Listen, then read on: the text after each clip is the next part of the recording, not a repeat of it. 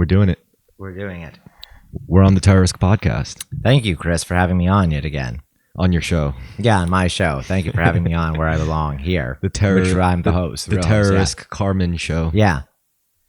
Let's see. Today, well, first and foremost, I hope you guys are having a good day, evening, morning, or whenever the hell it is that you're listening to this. Second, I would like to say thank you for tuning in. And if you like Carmen and the shit he says, just go on x.com, formerly Twitter, and look up woke race realist. No, that's former name. It's this. Go on. No, read my handle. His handle being this espresso soda jerk off. Thanks, man. Good times. Thanks. So yeah, I hope you guys enjoy, and let's get into it. Now, first thing I want to talk about is critiquing. Yes. Critics. I want to talk about how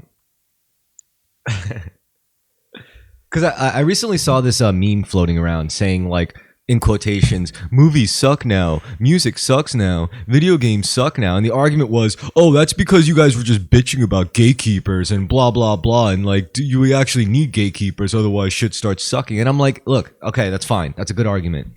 Now, if you want to gatekeep media to sanctify quality or some shit, like, you got to at the very least, educate yourself on very basic frameworks for critique. Right? You can't just be like saying like, oh, I feel a type of way about this is not critically engaging with something, or saying like, oh, this shit is too woke because they made the main character female. That's not a critique, like usually what you got to do. I mean, what you can do, it's so simple. Just create a matrix, right? Of different factors and attributes of a given piece of media. And basically you create a checklist to see if this said piece of media effectively satisfies that criteria. And it's very simple things like composition, how, like, the sum of its parts. Is it made of good parts? Whether it's music or a story or whatever. Second would be contrast, whether it's visual or whether it's thematic, something like some exciting form of contrast. In case you don't know, it's going to be like a juxtaposition. It's like if you see like a graphic and you see like a big building, like a huge dog with like a tiny man, that creates contrast. That's going to give you that sense of, it's eye-catching, it's exciting, it's interesting. So, and that's a very basic concept. Another thing would be like function. What is the function of this piece of media? Like, what is it supposed to do? Is it achieving the goals it set out to achieve?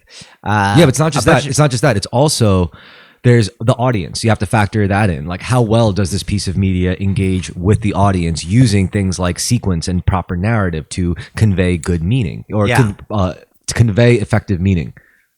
A bunch of people don't like him, or they find him either too mainstream or too hacky, but I was always a fan of Roger Ebert, the film critic. Among many other factors was that he would always mention, I'm reviewing a movie for what it sets out to do. He said, I'm not going to review an action movie the same way I'll review a serious drama. I'll look on the measure of what it's trying to achieve. Is it fun? Is it thrilling at its role? Yeah, no, for sure. I also love Roger Ebert, but yeah, the stuff I'm talking. I mean, he did also have his personal peccadillos. He didn't like gore. He liked huge breasts. So, like, if a movie had like busty women like tittering a lot, he was favorable on a bunch of like 80s sex comedies that were ripping off of like Animal House. Yeah, he liked Animal House type. And in the 80s, there was a bunch of Animal House knockoffs. Those are pretty good. Some of them were. Not the knockoffs. I mean, the original. Animal House is good, yeah. And Porky's, I guess, but really led to a lot of copies. And American Pie was just a revival of that. Oh man, American Pie. That was a time. I wasn't even allowed to watch those movies. Yeah. I watched them anyway. But yeah, Roger Ebert's good with critiquing. But with the shit I'm talking about here isn't really like, it's not my shit. Like what I just described in terms of like a basic framework for critiquing, this is the kind of shit that like plenty of like middle-aged retards have like wasted a bunch of money just to like learn, in this basic ass shit, and then they use it to sound like snobs, but really it's not that hard. Like Well, I guess I don't know. I don't know how biased like this would be of me, but I actually took online courses about like design. Yeah. And how like when it comes to design, a big part of it is critiquing, and you have to come up with like a framework for proper critiquing, not just saying like, "Oh, this shit sucks," or "Here's the history," and blah blah blah. And don't get me wrong, I've seen plenty of good critiques like from like people that aren't. I'm not a fucking critic, but yeah. So it's real shit. It's like it's maybe it's real in an institutional sense, not really real in an artistic. Someone can take a holistic view of something and see how if it has the right vibe or the right feeling to it. But I don't know. I mean, part of it's personal taste, but I think to a certain degree you can make fairly objective statements on things. I like critiques where the person critiquing it leaves their personal opinion out of it as much as they can. For example, they will say everything that works, everything that doesn't, and then be like, but personally, like they could just like pan it like harshly, and then they'll be like, but personally I loved it. Like, yes, this movie sucks. Yes, the narrative is shit. Yes, it's really badly produced, and yes, it's badly edited, but I fucking love it for this one reason. Yeah, I can understand that. Yeah. But it's like they go through the critiquing first. They go through the objective like criteria and see how it satisfies it, how it doesn't, and then they're like, but here's my personal They could separate it, Yeah. That's generally how I prefer like critiquing things. Usually, look, when I critique something, I am actively thinking about how well, like, say, a movie is shot, acted, the production features of it. And I'm thinking about whether within its goals it's setting out to do, whether I feel like it's accomplishing them. It's function. Yeah. Yeah.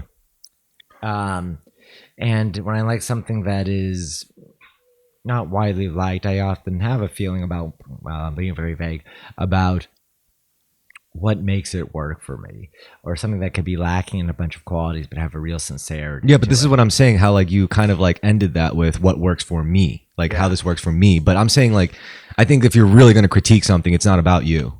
It's about the thing itself. This is why I say like, I think good critiques are like ones that leave their personal opinion or bias out of it as much as possible.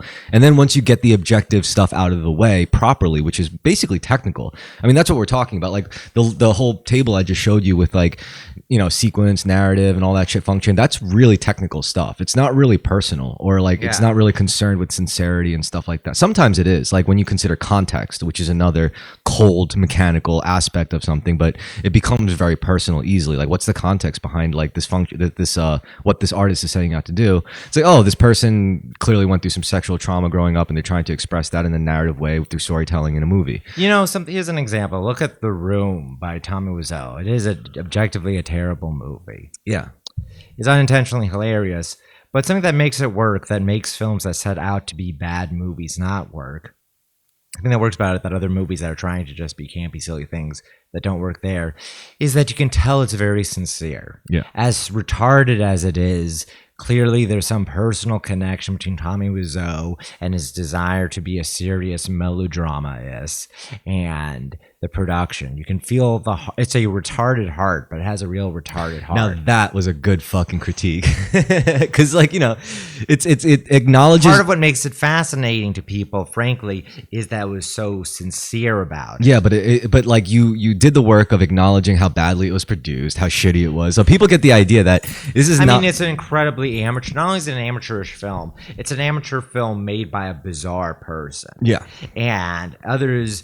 Like other self-serious student films just have either a baseline competence or a lack of leaving everything out there, fully bearing the soul. I also think that if you have a good framework for critique, you should be able to apply it effectively on not just movies or not just music, Because if you could create one framework, you could create as many different variations of different frameworks for like food, for places, for countries, like travel.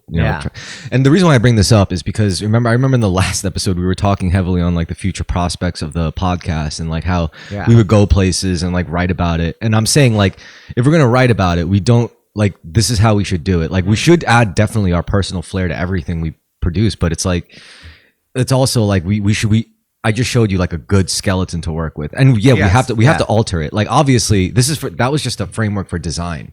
Yeah. So it's like everything has been designed, but we could be more niche with it. You know, like we could alter it. Like, oh, how well does this place actually cater to like a liberal minded city person? You know, like, and this is the stuff we don't talk about in the blog. We just keep this in mind as we write it. It's like, oh, and this location happens to be very close to like an abortion clinic, so you could, you know, like, or something. I don't fucking know. Like, just you just don't mention why you're saying it like that, but you're saying it's like, does this place appeal to the people that we're writing to?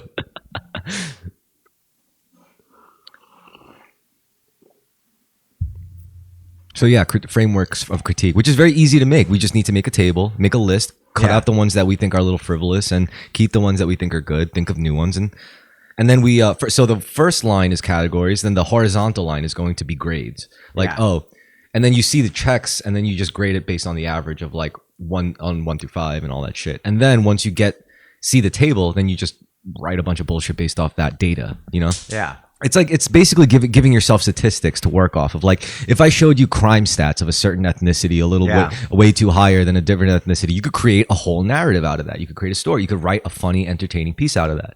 So that's basically what I'm putting forth with like this whole framework for critique and all that stuff.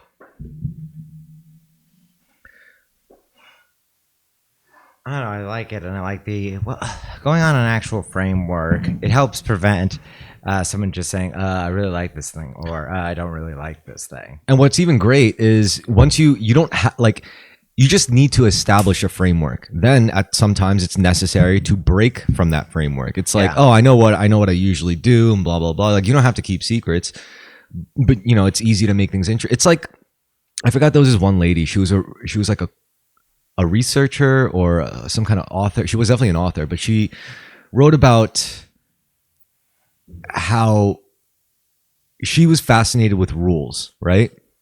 Like, she was fascinated with mastery over rules. Like, if she was given a rule set, she was like really into figuring out all the rules of a given thing. Yes. Because in her mind, true freedom doesn't come with just running away from rules or denying rules. True freedom comes it's good to know them, and you know where to break them and when not to break them, or how to break them correctly.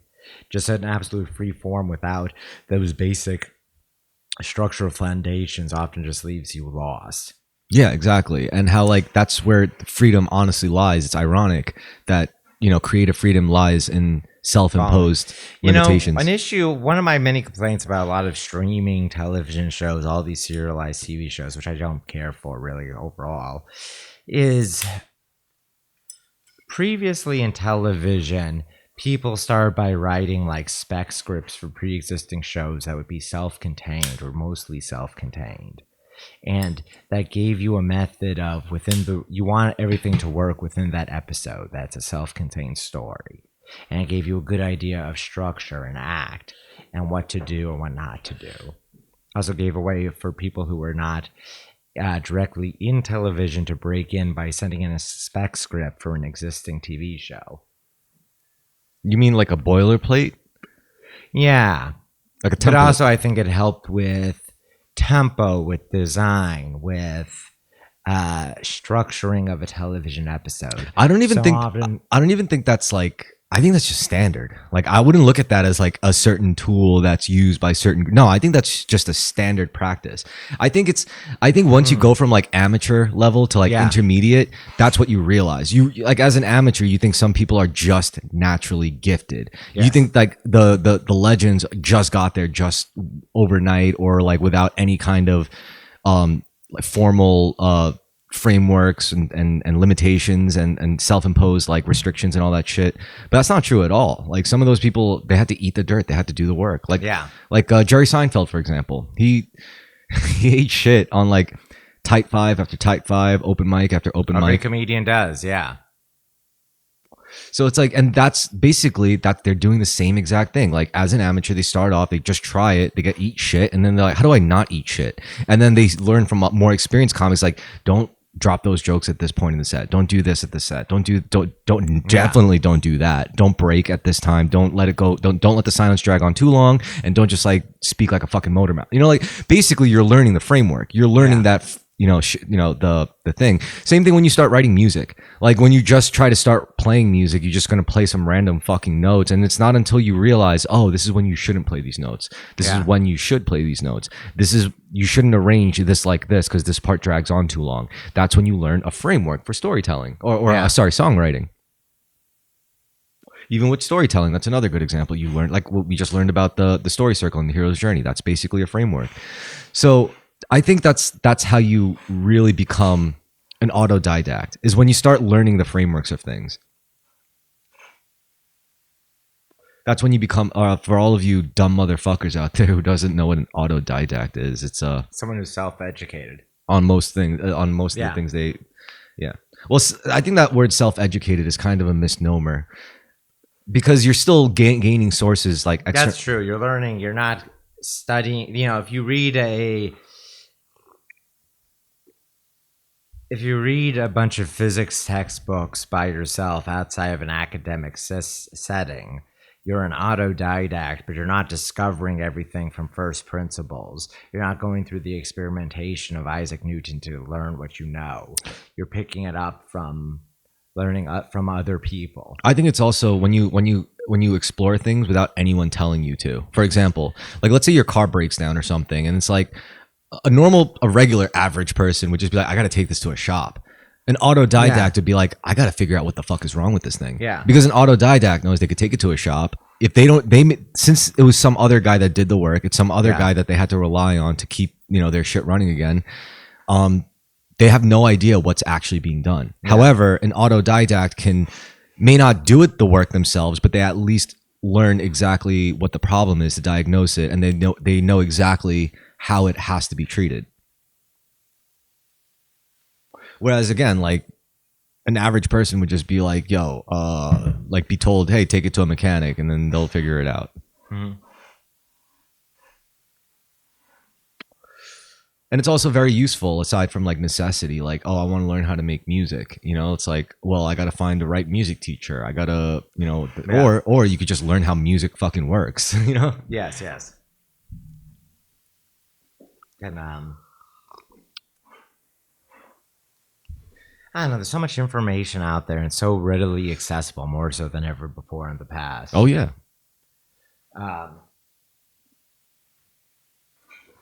We were talking previously about the quality of things, about critiques or lame critiques you've heard. I do agree with the general decline in quality across media. Does feel pretty prevalent to me. There's definitely always great things coming out, but excuse me. There's just so much. Everything does feel like AI now, where everything is referencing something else, and everything is following certain steps or not following them very well. But let me ask you more directly. Does media suck more than it did in the past? I think I don't care as much. Okay, that's a good answer. Because like I used to, because there's also so much readily available that you're no longer constrained by what's playing in your local movie theater. Exactly. You could just watch anything. If I'm having a bad time, it's literally my own fault at this point. Yeah. If anyone's having a bad time with media, it's your own fucking fault. Like, yeah, I'm sorry. Like there's way too much shit out there from everywhere, from niche sources to like major popular, whatever's like hot, like trendy stuff. Like, yeah, you have it all. So it's like the way I see it, sure, there's a lot of bad shit. I get it. I truly think so. We got like the fucking Barbie movie that probably cost Kamala Harris her election. It did that. Barbie movie was just relentlessly mediocre to me. Oppenheimer was also fucking relentlessly mediocre to me, if I'm being completely honest. I actually liked it. I mean, it felt a little bit too self-satisfied. I guess I understand. You liked it, but you probably didn't fucking think about it for like a couple months until I just mentioned it now. I thought about it like last month, because I think the most noteworthy thing about it that is not commented on much, and probably what stuck with me, was that it was about a very talented man who could not commit to anything.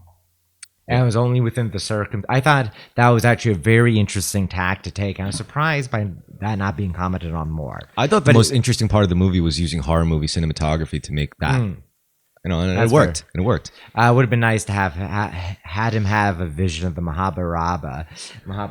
Well, he kind of did with the sky fires, right? Yeah, but I wanted to have more. I wanted to have like Bronze Age soldiers walking around. But then it's no longer that kind of biopic. I know, it wouldn't be. Yeah, I know. It'd be, I know, so it's just not within tone for Nolan. Yeah. It would be for a different biographer. Ken Russell would have done something like that. He was Ken Russell he directed like Lair of the White Worm, The Music Lovers. You know what I think? Demons. Oh, go on. I think you're not really you're like a creator conditioned to think he's a critic. Because every time you critique something, you're like, yeah, I didn't like this about that, and I think it would have been much better if they did this. Critics don't do that shit. Critics just like upset sometimes, but okay, fair enough. Go on. Like critics will very rarely accept say it for what it is, as opposed to going on a bizarre tangent about what I would have preferred. and that is not a critic thing to do. That's that's an artist's mentality. So you got to embrace that. You got to admit that you're not suited to be a critic. You're suited to be an artist, like a creator, a writer, something. Yeah, and just never put myself into it, or can never commit to something. Well, that's why God sent me in your life. You're right. I want to say though, I do think that was a very nice. The crowning achievement of Oppenheimer, even though it's this big blockbuster biopic, which has combined the elements of a blockbuster action film with a movie ultimately about a bunch of guys in the desert and a character study of one personality. The focus on this incredibly, I related to him being a talented, intelligent guy who fucks a lot of things up by not caring or not doing enough and being unable to commit. He can't commit to being a communist. He can't commit to being an American patriot. He can't commit to having a wife and kids. He can't commit to an affair. He is clearly someone just looking for something to satiate him, and it's only within the closed environments of the Manhattan Project that he actually has that and has his ability to rope all these other scientists into this project with him at the center of it, the nucleus of it. And then in the end, he still got kind of sidelined. Yeah, exactly. Okay, so yeah. So you're saying that was the crowning achievement of the movie? Yeah, I suppose that makes sense. No one ever before that movie probably thought of Oppenheimer unless they actually knew him in person. If you read a biography, I think that comes through in a biography. But it's interesting to have it as a huge mainstream release. Oppenheimer, Barbieheimer is also a case of movies doing well basically just because of a meme. It was literally the wacky portmanteau smash up, people having Barbieheimer parties. What was that? 2 years out from the pandemic. Mm-hmm. That contributed to its success. Of course, yeah. Oh well, I mean that's like we were just talking about how like you kind of lament a downward quality with certain media, but again, that's not a critic's mind, because a critic wouldn't mind that. In fact, a critic would love it if things got shittier. That's the whole. Otherwise, a critic is out of a job. The fact that I disagree with that. No. A lot of them deeply want the medium to be successful, and they're trying to. No, they don't. They're trying to add to it. No, they don't. They think they want that. Critics think they want good shit, but what they really want is for shit to be slightly annoying, but just hits just enough notes to be interesting. But they don't want it to satisfy them. Otherwise, again, they're out of a fucking job. I mean, they're barely employed now. I guess I suppose. Well, you have a lot of YouTube critics. How about this? That's even worse. Not only they're awful, but yeah. Not only are they out of a job, but they're just out of a purpose. If everything was good, critics can only exist in a space where things are at least slightly. I don't know. shitty. I'd much rather review a bunch of great and terrible things than review a bunch of mediocrities. I mean, again, like that's a critique in itself. Mediocrity isn't ideal. Mediocrity is still pretty negative because it doesn't it lacks excitement. It lacks uplift. Doesn't move the soul. A bunch of things that were just okay or like fairly decent. So again, are still less interesting than highs and lows. No, but as a critic, you could still have fun with like a bunch of mediocre shit. As a critic, you can have. I don't know. I disagree, man. Like when something is like just very thoroughly worked over and there isn't much to say, I find that frustrating because I don't have anything to talk about. Again, when something has a lot of weird, unique qualities, then there's a lot to go off on. When was the last time you consumed something that did that for you? It was like a month, but I'm way behind on movie watching or media. No, I mean, it doesn't have to be movies, but anything. Like, when was the last time you saw something that was exactly as you just described? Again, I think you think you're a critic. You're not. You're not a critic. You're an artist. You're a repressed artist. I mean, just look, like, seriously, a critic, Like look at the way you present yourself. Like a critic does their best, if anything, to mute themselves physically. Like to like don't look at me. I'm Who just are you talking about here in particular? critics in general. Critics, the whole point of it. Like A lot what of them are like, No. like colorful figures. out No, there. that's bullshit. They're bullshit. Like then. who are the most famous critics? The people that Pauline Kael, the Roger Ebert, but that's what I'm saying. A critic, Anthony Fantano. a famous critic is an oxy fucking moron. It's like a DJ taking main stage. It doesn't fucking really make sense. It's just pure spectacle. That's all it is. But a DJ taking main stage, a DJ is not supposed to be the spectacle. A DJ is supposed to be in the fucking dark corner somewhere while a bunch of ugly people dance to their tunes. That's the DJ's job. A critic is not supposed to be the fucking spectacle. The critic is not the subject. The critic is a fucking fly on the wall that nobody's supposed to even fucking acknowledge so that they can objectively consume something and then write about it and talk about how shitty it was. And they could say, listen, I have an unbiased critique here because, again, this isn't about me. This is about the work. Like those people that you're talking about, they're like the DJs of the critics, like DJs taking main stage. The most prominent figures. It's Say the bullshit. better ones are people who are just in the background, like someone whose face you'll never recognize, even if you keep seeing their name. Exactly, and that's They're not, one of many people on Rotten Tomatoes who are writing for the Salt Lake Herald. or and that's something. not you. You are not that guy. You are not the guy. You are not the fucking fly on the wall who's basically saying like, "Don't fucking look at me while I just sit there and silently judge everything." No, you're the type who wants to create experiences. And yes. And I think it's just a matter of like just I guess not doing a lot of like not being the Asian kid who was forced or the Indian kid who was forced into piano classes. So it's not like you have the forceful download of like creative technical skills. Well, a lot and of shit. that is. I never went to college either, so I never had Me a neither. college deadline. I never had something to really grind that level of workmanship. And brother, you only Yeah. need one thing. It doesn't have to be something grand like fucking movie making, writing, novels. It could just be any creative thing. It could be like just write. I think writing's a good place to start. Like not even writing Yeah. full books. It's just something about writing is very like I don't even I guess as a human being, it's just very divine.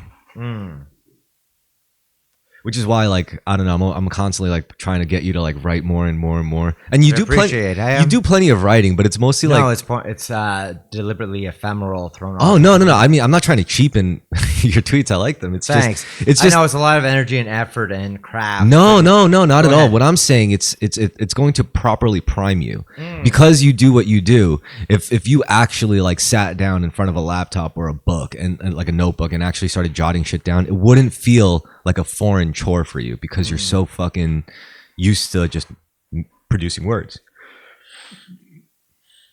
So yeah, I think and that's also my take on critics. I don't think critics are supposed to be the spectacle.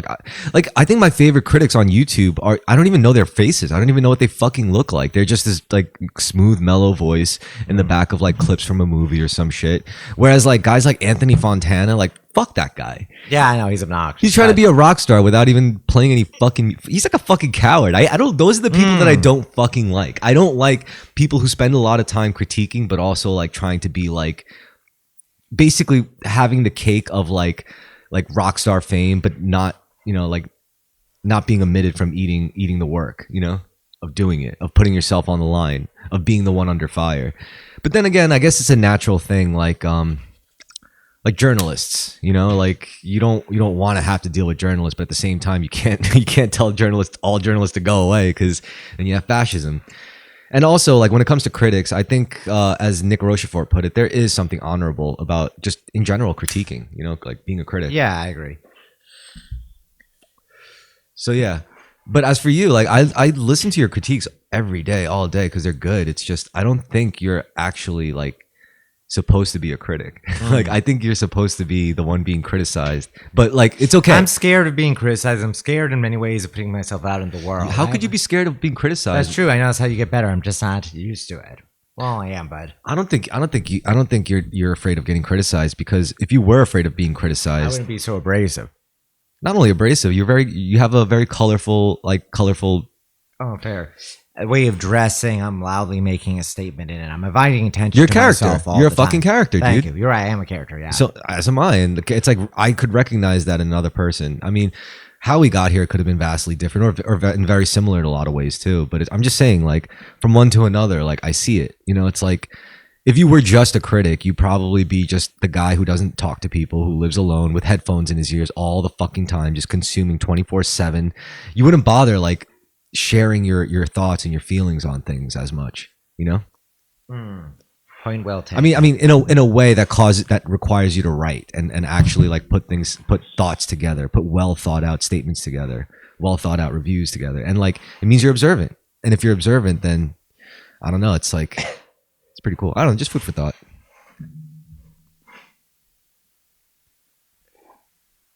It's not like I want you to change. It's not like I want you. I appreciate it. It's not like I want you to do anything, like stop doing anything that you already do. It's just We're doing more, yeah. I think if you tried to other things, like you'd be very good at it, is what I'm saying.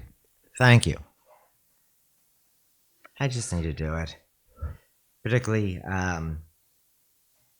as I've been going through a lot of... Sorry, go on. I was gonna say, I hope you know that I'm not just like putting this on you. Like I'm also, No, you're not. I'm also trying to like put myself on up to the same standard. You know, I'm trying to write more. I write every day, but I feel like it's just baseline shit, like journaling every day, or like, or fucking updating my commonplace notebooks and like updating like Obsidian and doing research on things. Actually, that's when I do feel it's most productive. Like when I look up, you know, like when I'm coming up with like car projects, you know, like in my head, and I'm like researching stuff and like how certain things sends me down like mechanical rabbit holes, which I really appreciate because I actually write it down now. I actually like jot it down, create references and all that stuff. So yeah, I really like it. But now I think it's time for me to leverage all of that into like something more creative. And I want to do that with you because, you know, I could make things by myself all day, but I think it's more fun. You know, it's like we could be like Simon and Garfunkel of shitposting. Oh, that's a delightful idea. Hall and Oates. All the yeah, we're a blue-eyed soul, or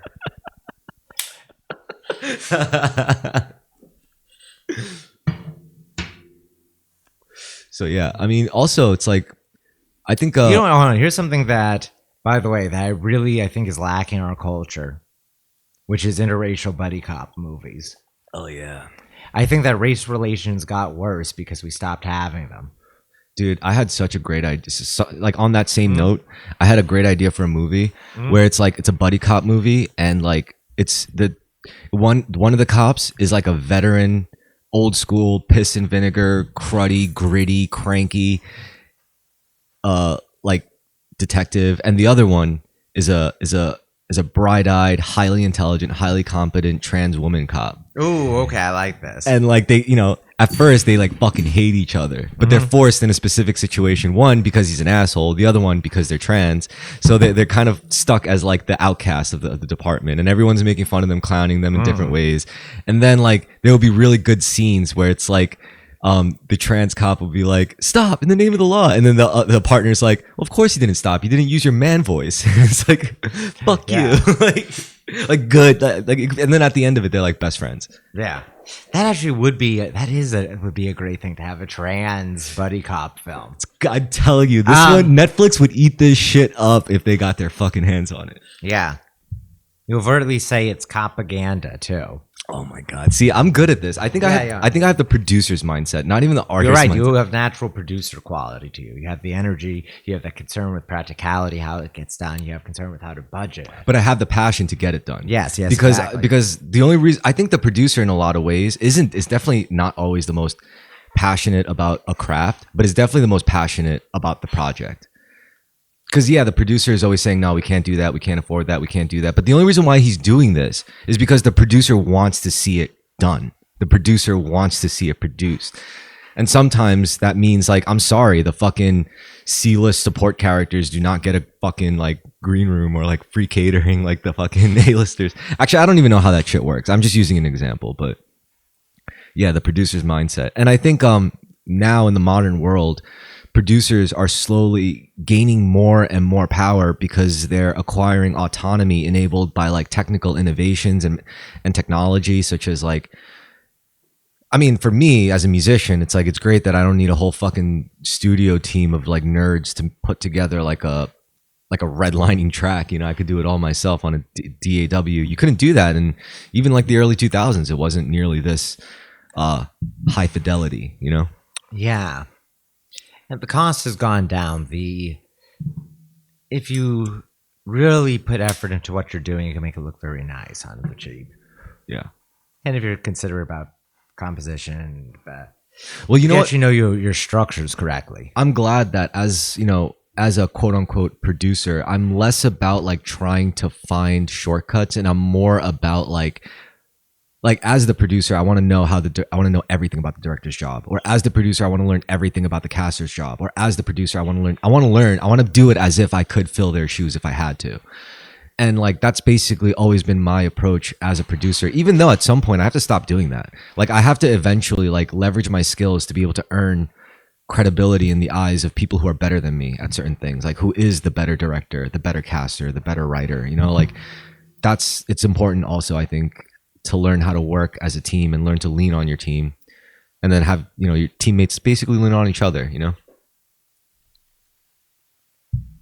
And you're taking that leadership role to hold it all together. Well, I think Make it work well and bring out the best in everyone, have them interplay off of each other well. I think what's really teaching me how to do this well is teaching the martial arts classes. That makes sense. Because I do it like 2 days a week. Basically 2 days a week I have to like lead a bunch of people in a room swinging like 2-foot razor blades around each other. You know, I got to just make sure it's all solid and that they're learning and that they're getting their fucking money and time's worth. Have you learned a lot more about swordsmanship as a teacher than you did as a student? No, I learned a lot more about teaching as a teacher than I did as a student. That makes more sense. So, I mean, don't get me wrong, like teaching, like anything could help me with martial arts, you know, like even talking with you can somehow like open up some train of thought that'll help me in my training or whatever. But I mean, teaching well, like really it's for me, when I teach every day at going to the dojo, I'm like, I just keep the curriculum in mind. Back to what we were saying about frameworks. Yes, it is about like, you know, practicing, training. There's all this philosophical goodness and spiritual wellness, and all that shit's good. However, in the purely technical sense, we have to learn how to do a bow in ceremony and bow out ceremony. B, how to put on the gear and all that stuff. C, I have to drill you on safety, how to carry the sword, hold the sword at all times, you know, like keep your thumb on top of the guard. So all that shit so that it doesn't fall out on you and get hurt. And I also have to teach you how to like, you know, like act in the dojo, like bow when you come in, bow before you get on the mat and all that shit, and when to bow and who to address as what. And then I have to teach how to draw the sword, stand in a proper stance, what different stances and basic cuts and all that shit. And then you learn forms, and then you learn like there's different sets of kata of forms and all that shit. And then so because I memorized the framework, the whole curriculum, no matter who I'm teaching, all I have to do is like, all right, take out the sword, go into this stance, now swing. Just from that alone, I could see pretty much mostly where they're at. And then I could just ask more questions like, all right, how many kata do you know? Okay, that's what we'll work on, you know, and because I know all the kata, and that's really when you're at that like level, like intermediate level, is when you memorize the curriculum, and then when you're ready to teach it, that's when you go to the like advanced level.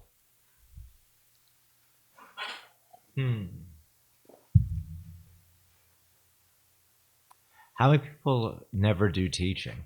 Most of them, like even very talented swordsmen. Can you speak closer to the mic? Oh, sorry. Is it a case where anyone of a certain talent ends up doing some teaching, or are there plenty of extremely talented people that never do? Okay, so within the Federation guidelines in the schools within the Federation, the idea is for our school, if you're third dan, which is like third degree black belt rank, that's when you're qualified to like teach, to lead class. If that can't happen, then the next senior student would like pretty much take over those duties. But yeah, to be officially recognized as an instructor, you're a third degree black belt. To get to that level, it's like it's a little tricky sometimes, because the testing is first of all, cutting. That's really it could be the most difficult for most people that I see. I mean, if you're a big dude, you could probably swing a practice sword and hit people. Yeah. If you memorize the movements, you could probably do all the kata, which are like choreographed sets. But it's when you're cutting, because that's when like, first of all, like you get limited resources. It's not like you're just swinging at the air. You only get one mat, and those mats are all hand rolled by us and all hand soaked by someone. So it's like there's a limited amount of resources you could use in your cutting sessions. So every time you test, it's like it's a lot of pressure. It's a lot of psychological pressure. So by the time like you're able to get to third degree, a lot of people quit. A lot of people stop showing up because they hit roadblocks. They get discouraged. Maybe they're tired of like, seeing like little improvement because they already go like once a week, and to them that's too much for like whatever. And there's way more reasons to quit than to not quit, is what I'm saying, which is why it's not uncommon, but it's not really common to see people get to that rank. And but I'm saying, of people who get to that rank, do they all end up teaching, or only a few? No, they don't all end up teaching. Some people never do. Do a bunch of people like dabble in it and then stop? Or is it just only a select number of You know what? people Okay. I know exactly what you're asking. And you actually Yes. bring up a very, very good point. So I have this senior who's there. Technically, we're in the same rank. Yeah. Actually, now he just like upped me in one of the federations. But like, technically, he was qualified to teach. So if we're both in class together, he's supposed to be the one leading the class. However, he doesn't show up that often. He's just like really good with cutting, so he's able to pass the test really. And he's like a really good swordsman. I'm not gonna lie, but he's also like, he cuts so much. He practices on his own because he's the guy in charge of producing our swords. He's the guy in charge of sourcing our mats. So he's got a lot of practice under his belt. So, but he's not really that into the process like of training. Like, for me, practice is the goal. You can't say that for everyone. Some people just want to like burn stress. Some people just want to be good at something. Some people just want to like, immerse themselves in like a cultural thing, or some people just want to make friends. And that really is the source also of how far you ultimately go. But for him, he's in a position where he's like, it's like he doesn't even want to get to the next rank up because that's going to be more responsibility. So, no, to answer your question, no, not everyone who reaches the rank of third dan ends up teaching. And he has another thing that he's specializing on a lot, particularly the metallurgy, the actual items, the mats, the swords. Yeah, and he's the best. Best at it. The cutting, yeah. Yeah. I'm no slouch though. Like I would say, It sounds like you're a more holistic figure as a whole. Yeah. I'm definitely yeah. Like if you see the character selection screen, I'm like the most well balanced on all the stats. Yeah. Because that's what I idealize, and that's what's taken me the furthest. This balance, this holistic focus, and yes, my line of progress was slower than some in some ways. However, you could say like I'm a beastly all rounder. Like I could lead classes, I could cut, I could show you every kata, I could fight. That's really my specialty, actually. Yeah, which is really funny. Like I think I picked the coolest thing to like. Yeah, definitely you did. Of all the subclasses of kendo is Kenjutsu. Thank you. Yeah, kendo is like more like fencing. Right. This is a more modern form or more practical minded one. Yeah, I mean, in some ways. I mean, yeah. Well, kenjutsu, or it's kenjutsu. Sorry, go on. Tell me. Kenjutsu is the sword art, whereas the kendo is way of the sword. I see. So kenjutsu is more focused on actual like advancement and cultivation of using the actual sword for practicing or fighting or whatever. Kendo is more about really honing in on the way and the self uplifting aspects of practicing swordsmanship. Kendo is like more so actually more in line with my own philosophy, where I say practice is the goal. That is all what kendo is all about. Yeah. Kendo is like set up in a way where if the teacher and student are training, like if they follow the principles of like, or the basically sequence of how they're supposed to do it, the teacher also trains as they teach. That's not always the case for every martial art. Like if they're teaching properly, then they're also training. Whereas some other teachers have to kind of forgo, like sideline their own training and own advancement for the sake of their student.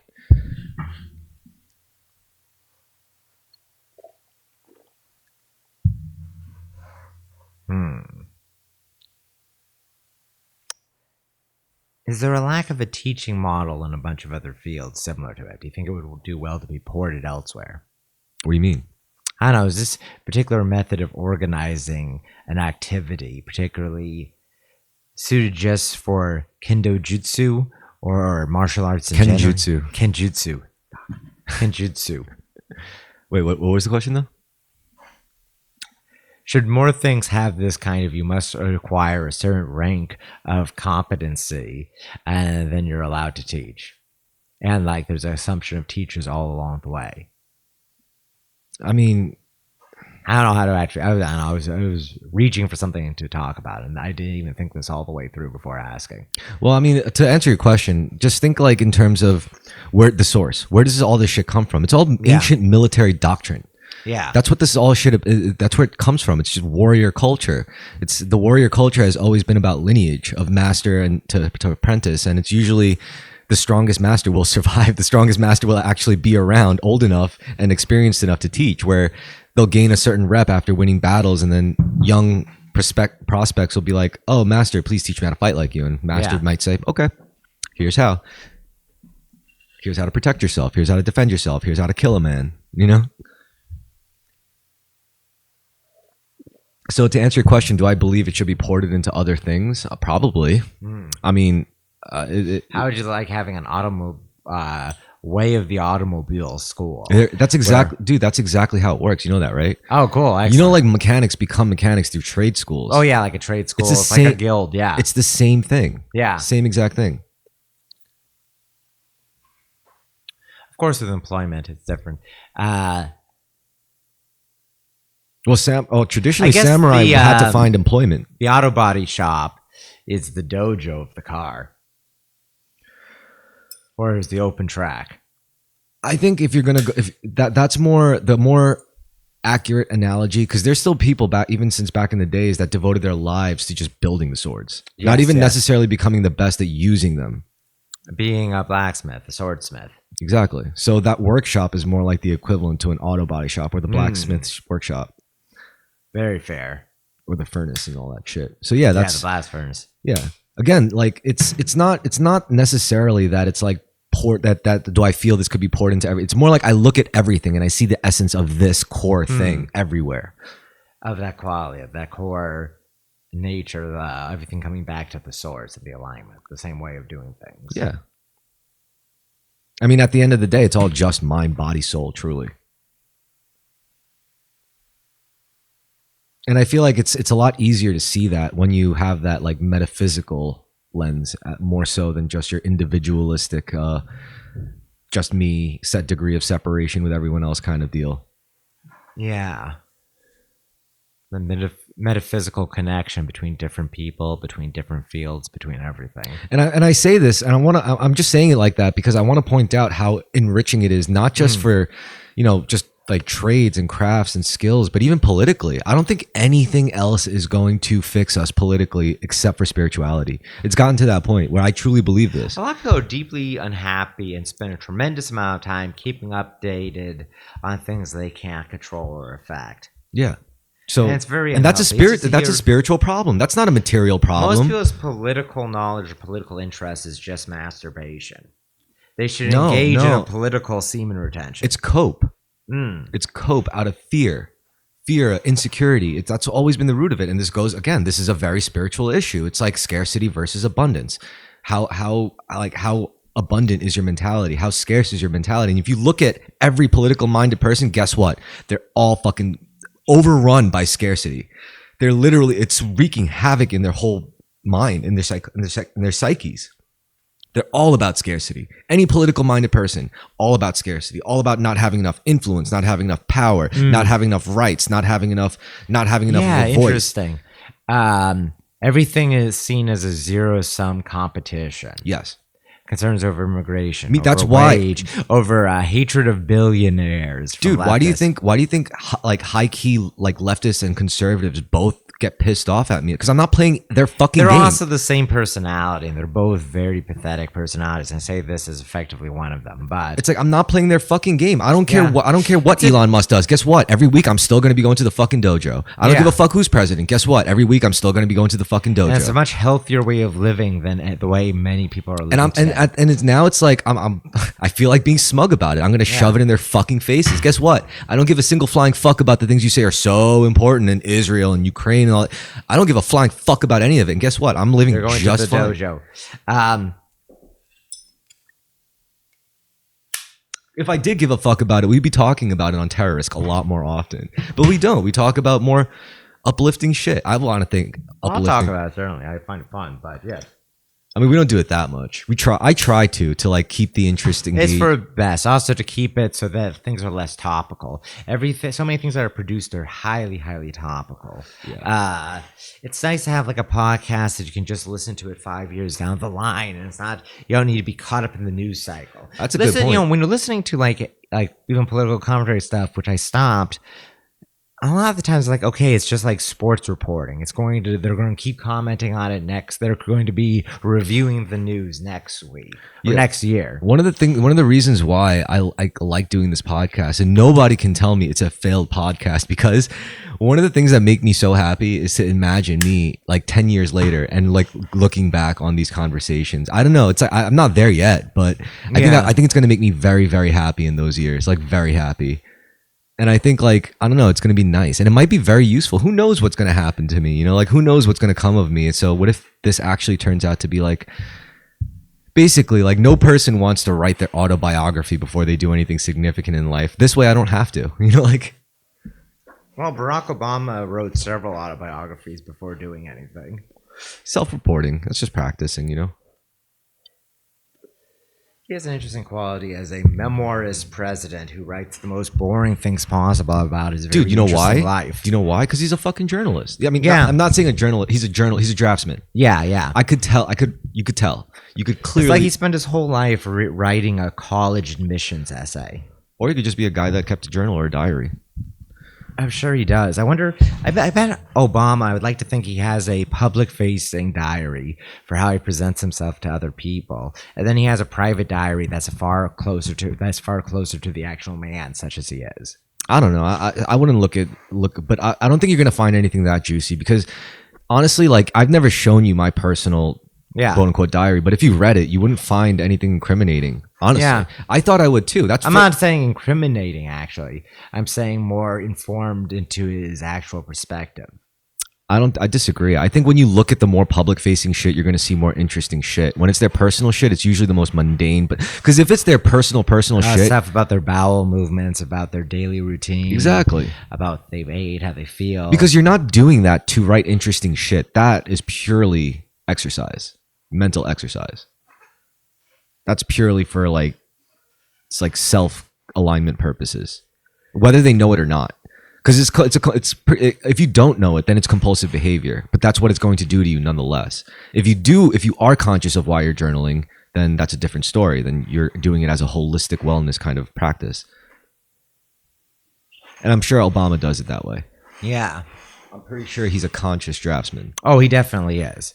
All his life, he's been drafting himself, creating a narrative around himself. I think all great minds, you're gonna see something of that sort, like just having a notebook that they're jotting shit down in when they have the time, or making time to do stuff like that. I don't think great minds don't do that. Honestly, I mean, sure, I don't know every great mind, but every successful person who we were just talking about him before. I'm not gonna mention who, but like how like even guys like who've made a lot of fucking money can like completely nuke their lives, and the person in question, he didn't journal, he didn't organize his shit, he didn't spend time every day reflecting like on that level. I do. So I don't know. I mean, I think it's a very important thing, and I don't care if people get tired of hearing. I'm gonna keep talking about it until like. I'll keep mentioning it, as often as I have to, until it finally like people start to figure it out. But that's just one of the things,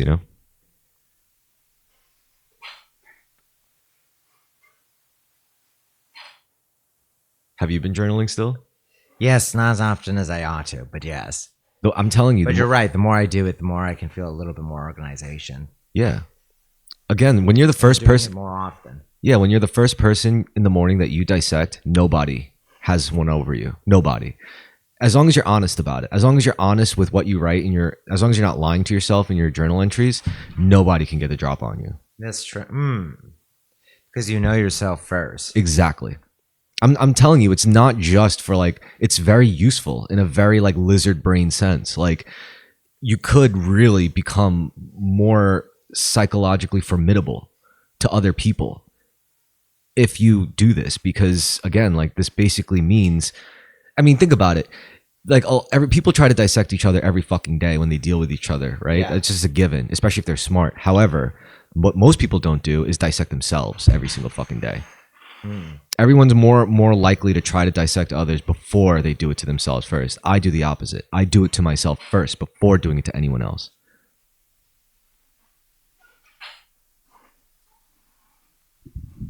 To have that inner understanding that many people are lack or are running from understanding themselves. Exactly.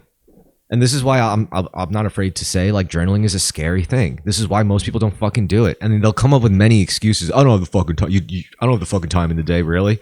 You don't have 15 minutes to write, like to be honest with yourself and reflect, but you have 30 fucking minutes to doom scroll on TikTok. Get the fuck out of here. Yeah. We're just perpetually scrolling all of the idling animations we're going through. Because they know that if they actually journaled honestly, they're going to have to admit to themselves, yeah, I spent about like 16 total hours in the week just fucking scrolling on bullshit. They're afraid to look. They're afraid to look at their own shit. A lot of people's inner thoughts are consumed by arguments they'll never have with other people. Exactly. When I'm speaking about myself, about concerns are rolling through some interaction you're seething over, as opposed to just going along. But the way to fix that is to journal. Yeah, seriously, it's real. It's real. It's real like that. So yeah, I think people should seriously start journaling, and it makes me wonder.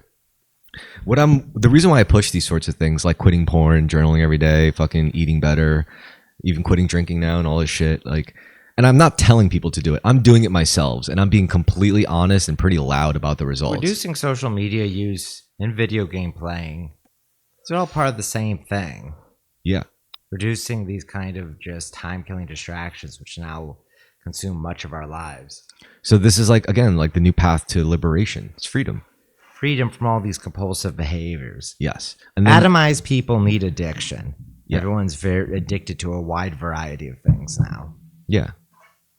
So when you do these things, and it makes me wonder if everyone in the world was able to control, like, to be happy or sad at will, to control their emotions at will, using just their thoughts. Yes. Wouldn't the world look like a very different place? Yeah. And it makes me wonder how many people choose to be sad anyway. That's a perfectly valid outcome. If everyone could choose, like, whether or not they're sad or happy, either way, whether they choose is irrelevant. The fact that they know they can choose, that's a significant thing. Then what would the world look like?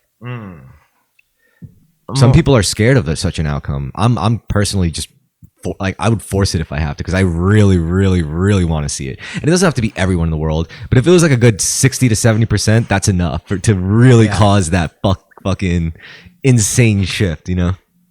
That's going to be, and I think that's really what scripture's referring to when it comes to like the end of times and revelations. It's like, it's really everyone doing shit like this, starting to become free of these like meta high attention hijacking things. Yeah.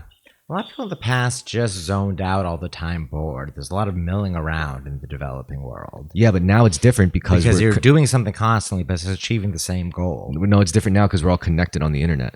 That's true. That's a good point. You can't hide. You can't hide in your little fucking industrial hellscape atomized world anymore. Now it's like you have no choice but to see the shifts in people that are just like, what's different? Why is this guy not sad anymore? What the fuck is going on? Why am I so fucking miserable?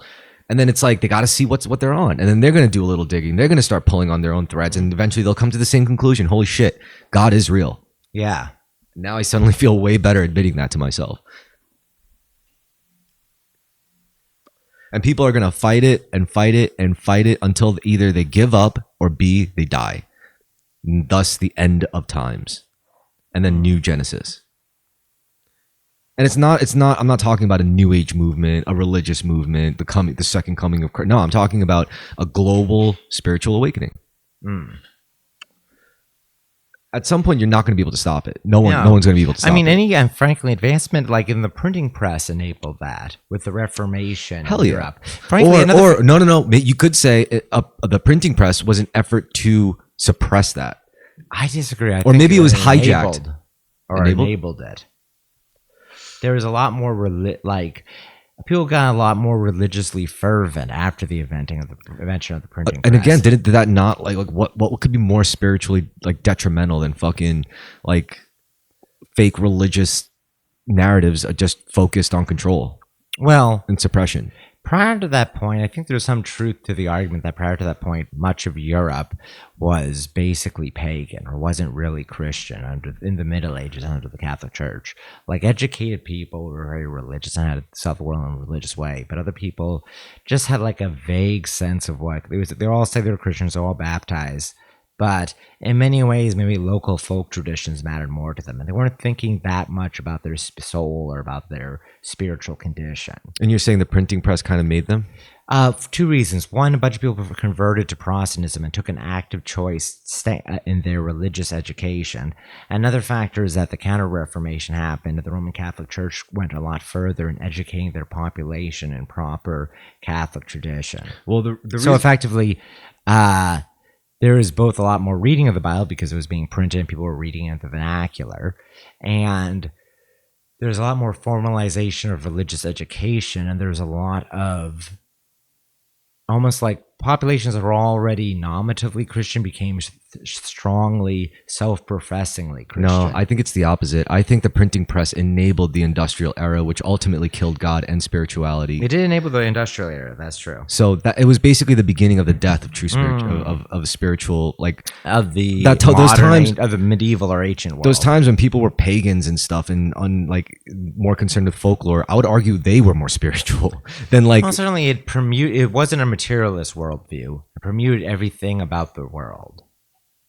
Yeah. So the printing press really, I think, was whether or not it's a good or bad thing. That's not what I'm saying. Maybe it had to be suppressed in humanity. Maybe humanity had to spend time with all this new technology and all this new production ability to actually be tied to more practical, materialist lizard brain sense. Otherwise, maybe it would have been like a catastrophe, and maybe now it's like it's swinging back the other way. Maybe now we're moving to like the post-industrial stage for like real this time. We are in a lot of ways. I mean, how many people? There's just so much productive capacity, and so much of it is done outside of us, or how far we are from, say, manufacturing. People used to make their own clothes in the home, and they wouldn't have much in the way of clothes, very limited amounts. And there are specialists like trained artisans who do richer, more expensive things. Yeah. But so up till now, I would say all the technological innovations were suppressing spirituality. Like all this rampant consumerism just piling up and all this shit, just overproduction, excess, just basically like the most least spiritual shit you could do.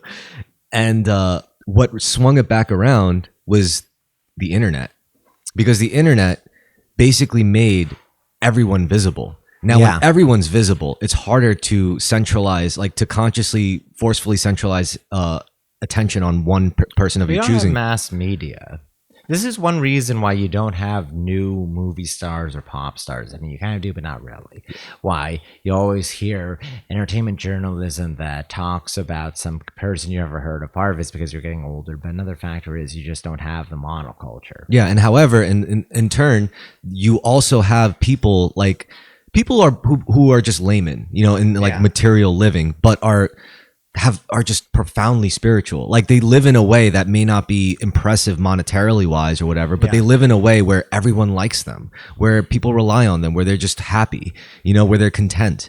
And those people who you would never, ever, ever hear or meet or, whatever, talk to, now they're just full view. Now they get their own shit. Now they get, you're going to have a lot of charlatans and fakers and posers. Yeah, but you're still going to have genuine people, the genuine article, like presenting themselves too, and they're going to be seen, and people are going to follow. I see it happening, dude. Like you know, at one point in YouTube, it was just all like cynical and jaded fucking like reviewers and critics. Now it's like I see like fucking tarot readers, you know, being followed. I see like people who are considered like kooks in the science world now like being like considered by serious people, you know, like basically people are opening their minds thanks to the internet, and that's what's enabling a true global spiritual awakening, because we're already connected, and because we're connected, a lot of things are losing their grip. Like politics, for example, racism, you know, all the shit we have fun with usually. Yeah. And it's good that we have fun with this shit, as opposed to people who are like obsessively obsessed about this shit, you know, like there's a lot of things to catch your obsession with, but I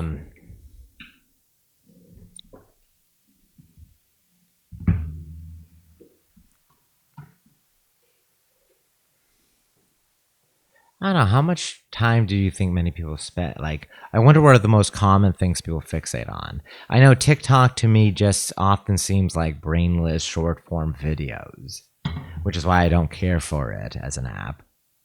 Well, now I know that YouTube video game streams, when I look at my Twitter feed, I'm only looking at a very particular, often very politicized, and then also my academic interests is what shows up in my feed. Honestly, a lot of this, sorry, go on. I love my feeds because I do too. Because with my feeds, what happens is like I'll have a really cool interest, right? Yeah. Because, you know, I mean, to me it's cool because otherwise I'll be interested in it. And there are usually a lot of different things. Like if I'm doing research on a specific piece of gear I might want, suddenly my feed starts showing me a lot of like relevant things, and I'm like, huh, okay, that's an alternative that I never would have considered without this. And let's say I'm like doing research on car shit on the internet, then all of a sudden my feed's going to show me car shit. And let's say I'm doing like research on something else, like a specific book that I want, or a specific course that I'm taking, like on design critique frameworks and all that shit. Then it's going to show me like other relevant things. Or what if I'm just like, you know, Googling like, oh, what does this philosopher have to say about this? And it's going to show me a bunch of philosophy shit. So I like my feeds. I think it works for me is because I'm not a fucking dull, one-dimensional person. I don't mean to sound like a dick, but it's true. Like I think when these people complain about their feeds and their ads, it's like, well, it's probably because you just spend most of your time online, like looking up bullshit and like being obsessed over bullshit. And that's what your feed's going to fucking show you is bullshit. It's basically a mirror. It is a mirror. This is like the classic joke or a situation of a guy saying, wow, look at Instagram showing me all of this gay sex related material. Exactly. Like, wow, they're really pushing this narrative about how I need to get tested for AIDS. Exactly. And if you so happen to be into like esoteric shit like tarot, you're going to see a lot of weird and kooky shit. I'll be perfectly honest. My Instagram, which is far more normally related interest, my reels, my ads, it's all stuff about clothes. It's stuff about like fantasy art and tabletop gaming. Okay. And then there's a lot of women that are basically naked. So there's a lot of black women in their underwear in my feed or Jesus my Instagram fucking Christ, reel. dude. My Instagram reel is what? It's like martial arts, bike tricks, BMXing, a lot of car stuff. Oh, a bunch of AI slop, usually like AI horror stuff. Yeah, I got car stuff. I've also started getting billiard shit. You know, nice. Yeah, see, this is what I'm saying. Like, it's really a mirror. So like, it is. I'm not ashamed of my stuff. I'm like, yeah, I'm totally fine with this. I'm not even like ashamed or anything. It's just I love it. You know, because like I like it, and I think imagine a guy. They in Bushwick who insists that they are queer or he's a gay guy, and then he opens up his Instagram, it's just nearly nude women. That's a good, it might be telling you something. But yeah, what I think is this. It's if you have complaints or grievances about your social media feed, just become a better fucking person. Like, become a more interesting fucking person. Go do interesting shit. Go research interesting shit. Google tracks everything. Everything you do on your shitty little fucking phone, right, all gets tracked, and it all gets itemized and all gets categorized and filtered out just for you. So literally, if you don't like your feed, if you're upset every time you scroll through your fucking social media, just become a better fucking person. Just fucking improve yourself. That's what I have to say to you fuckers just bitching about social media, man. Like, fuck you. Because, I mean, I know I sounded a little mean there, but I gave you the solution. I gave you information. So you can't even complain. I gave you the cure. Just be better. Like, get better interests. Because clearly your whole obsession with celebrities, with fucking politics, with fucking Elon Musk, clearly that's not enriching your life at all. My interests do enrich my life. They would probably enrich your life as well. Just saying. Yeah. Wow, what a storm. Oh shit. Glad I'm driving you home sober. Yeah, I know. You want to take a look at it? Yeah, you want to take a break? Yeah. Yeah. I want to make tea too. The dream. I'm telling you. The dream is to have like a male hobby that gets you laid too. It's the two things you want the most combined. And then they come into conflict with each other naturally. But And we're back. we're back. How's it going? Good. And we're going to... So, as some of you might know, I've been getting really into shooting pool. I really like 9-ball. That's my fucking game. Yeah. And the reason why I like it is because it's simple enough, but it's also like slightly less casual than like an 8-ball rack.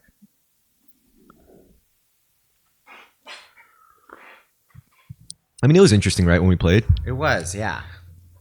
Wow. And also it's like it looks cooler, you know, because like when you're at a place and it's like you're doing a 9-ball rack and like people see that, it's like, oh, he must play for real, you know.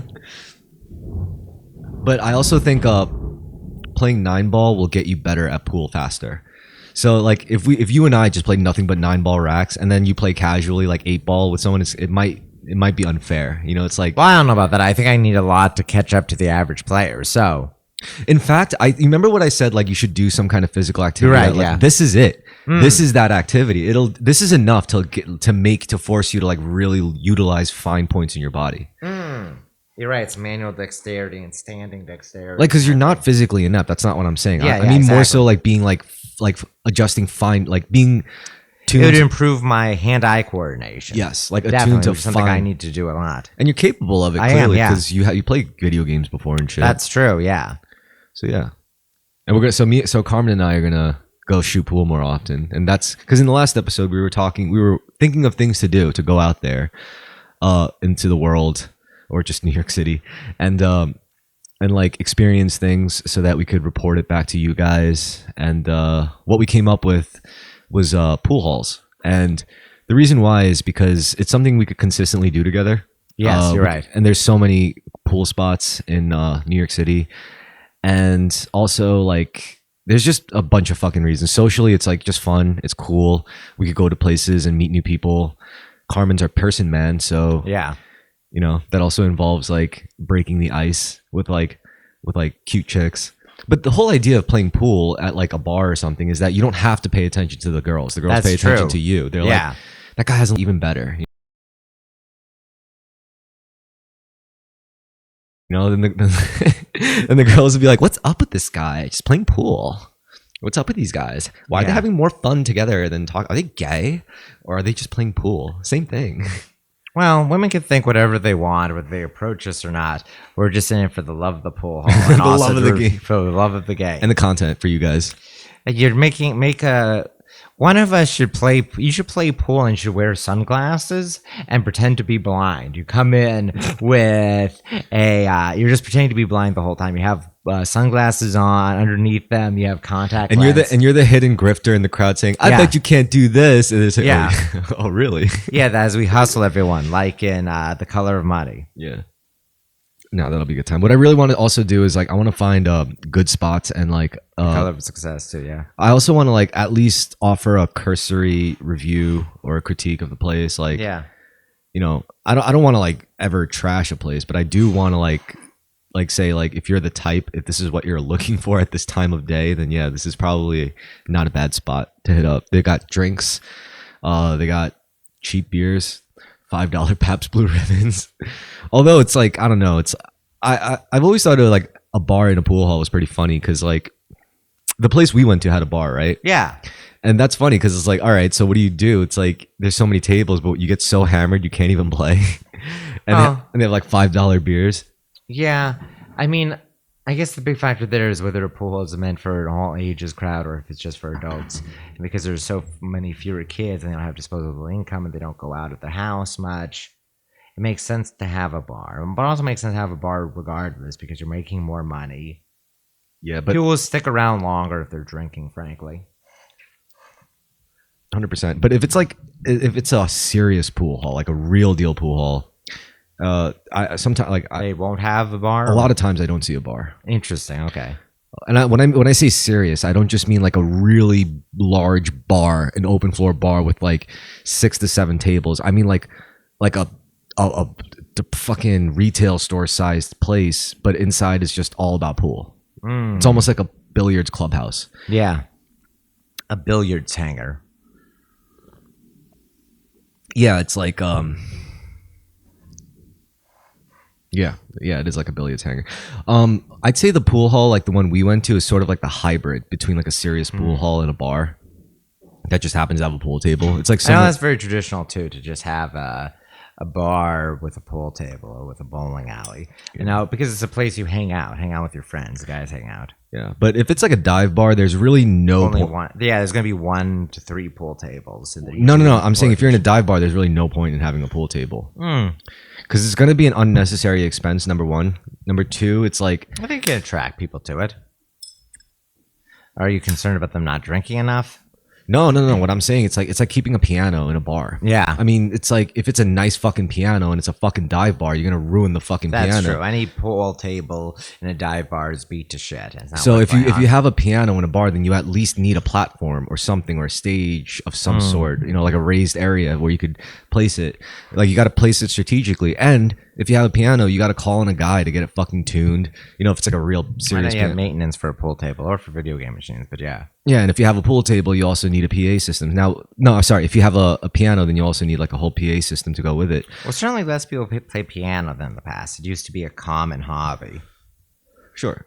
But if it's a pool table, same fucking deal. You still have to get it like resurfaced and rematted sometimes. You still have to get it like finished and leveled and all that shit and adjusted if it's necessary. Otherwise, it's just a shitty pool table at a bar, and it's just like it could be like an out of tune piano at a bar. It might as well be like useless for something serious, you know?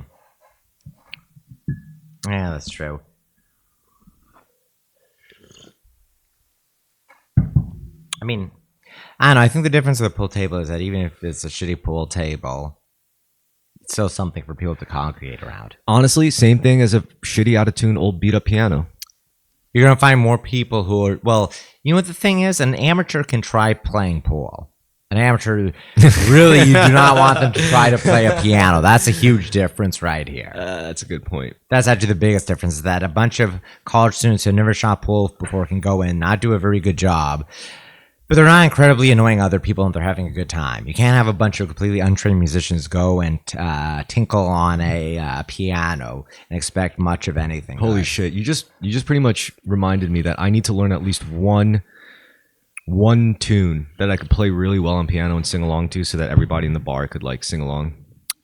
I feel like you're describing a bar experience from like the 1920s. No, I'm just describing a very specific skill that everyone should at least have in their wheelhouse. Not everyone, but I'm saying because it's within my reach, I should have it and I should acquire that. I mean, wouldn't it be nice, like, if you just went with me to a bar that happened to have a piano and I'm like, yo, Carmen, watch this. Yeah, I can't imagine. I don't know if I've ever been in a bar that had a functioning piano. Really? I've been to a fucking McDonald's that had a functioning piano. Where? Manhattan. Oh, damn. Yeah. I guess like your department stores. I bet it's not there anymore. This was like since before COVID. Yeah, COVID and the lunchtime rowdies probably ruined everything like that. Mm-hmm. And now there's just like rampant street crime in New York City. Good segue. Change the topic. Yeah, God, let's talk about the rampant street crime in New York City. Let's see.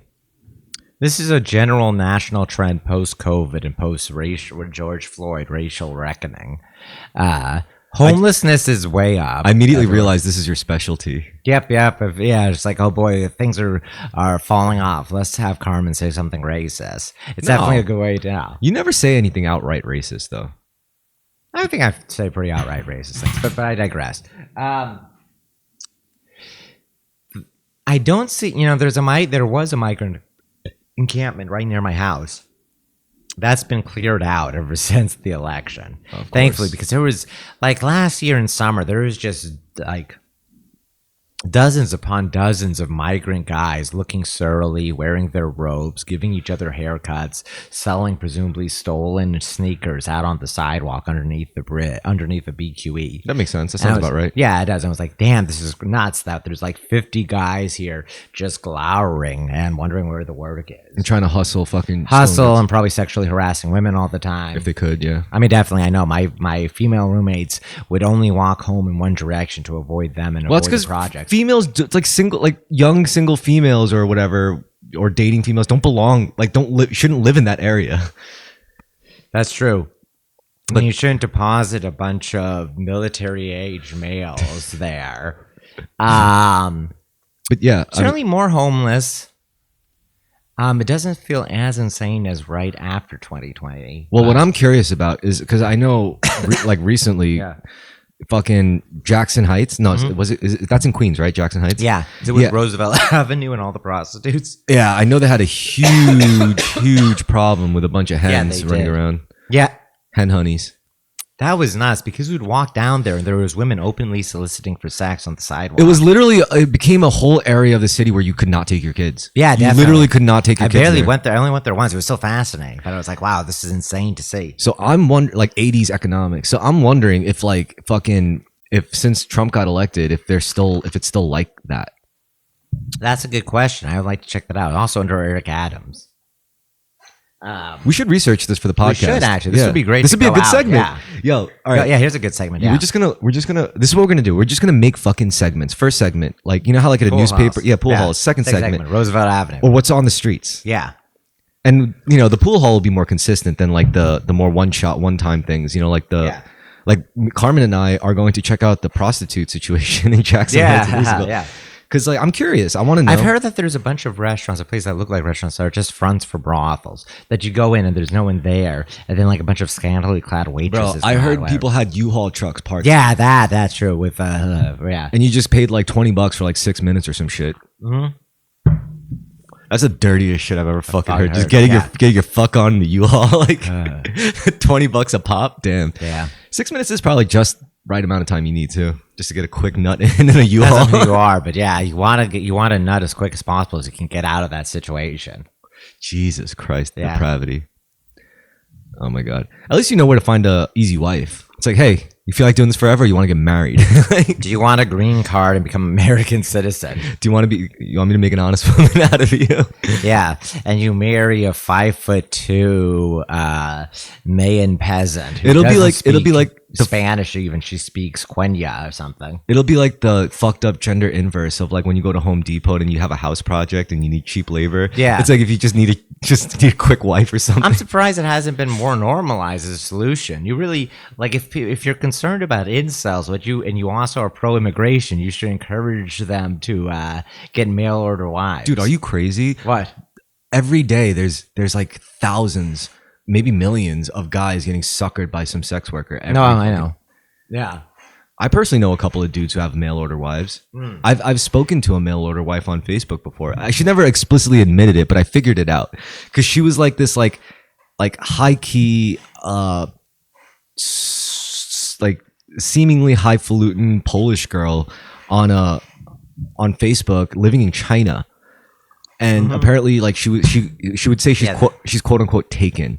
I'm like, yep, definitely a mail order. There's a whole bunch of China needs wives, so they're going far afield to get wives. You see all those videos of Chinese guys in Africa picking up Kenyan women. Also, if you ever wonder how like some like butt ugly middle class guy got his hands on a fucking hot like European chick, she's probably a mail order wife. Same thing with like the Chinese women. Yeah. If you see some like guy from like the Midwest, he's like he's got some blue collar job and he suddenly has a Chinese wife out of nowhere. Well, let me tell you, bud, they probably bought that chick off of a catalog. Yeah. Personally, that's like one thing I'm like really ignorant on. I don't know how that works. Do you go to a website? I think it's often going to dating sites, even normal dating sites in a country known for it, and you form a long distance relationship with a girl that way. I'm gonna check Romania. Yeah. I'm gonna find some Romanian. The appropriate fees or whatever. I'm gonna find some Romanian woman. I'm gonna be like, she's gonna be like 24, 25. I'll be like, I know you're thinking about moving to Amsterdam and selling your body. Yeah. Don't do it. Come to America and marry me instead. Yeah, many such cases. Yeah. Damn. I'm surprised that people that are very pro-immigration haven't suggested this as a solution to bail. I'm sure this is a whole racket out there. No, but I mean publicly as a government policy proposal. That'll be interesting. Yeah. I mean, I don't know how. Or just as a talking head, you would suggest it. But I think that would actually kill it. You know, that would actually make people not want to like get into it at all. They're like, ugh. Or maybe not. Maybe it would lead more people to do it because it's been socially approved of. Yeah. I wonder how well I'd do in Japan.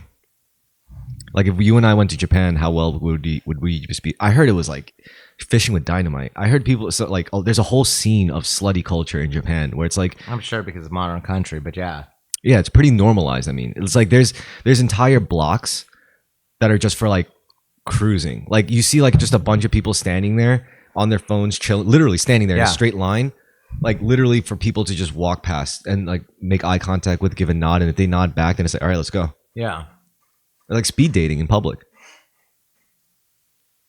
unofficial speed dating in public, and it's like a whole culture there. It probably has a far greater level of efficiency in Japan just because everyone's Japanese, and it's all for it's just all just for sex. They're not looking for relationships, you know, because it's not like that. I mean, just imagine that, like, you know, you just walk down a block. It's like, I feel like getting laid tonight, and then you just it's like being a gay man. Exactly. Yeah, cruising. Yeah. It's literally cruising. So I don't know. I mean, as far as me going there, that might be interesting. How would you feel as a Korean in Japan? I wouldn't give a fuck. Would you feel like you're part of the greater East Asian prosperity sphere? No, I would feel like I'm an American in Japan. I've been to Japan before. Yeah. Where'd you go? I think I was in the Kansai region. I was doing a lot of sightseeing in like what seemed like a mountainous rural area. I mean, Japan's a very mountainous country. Yeah, it is.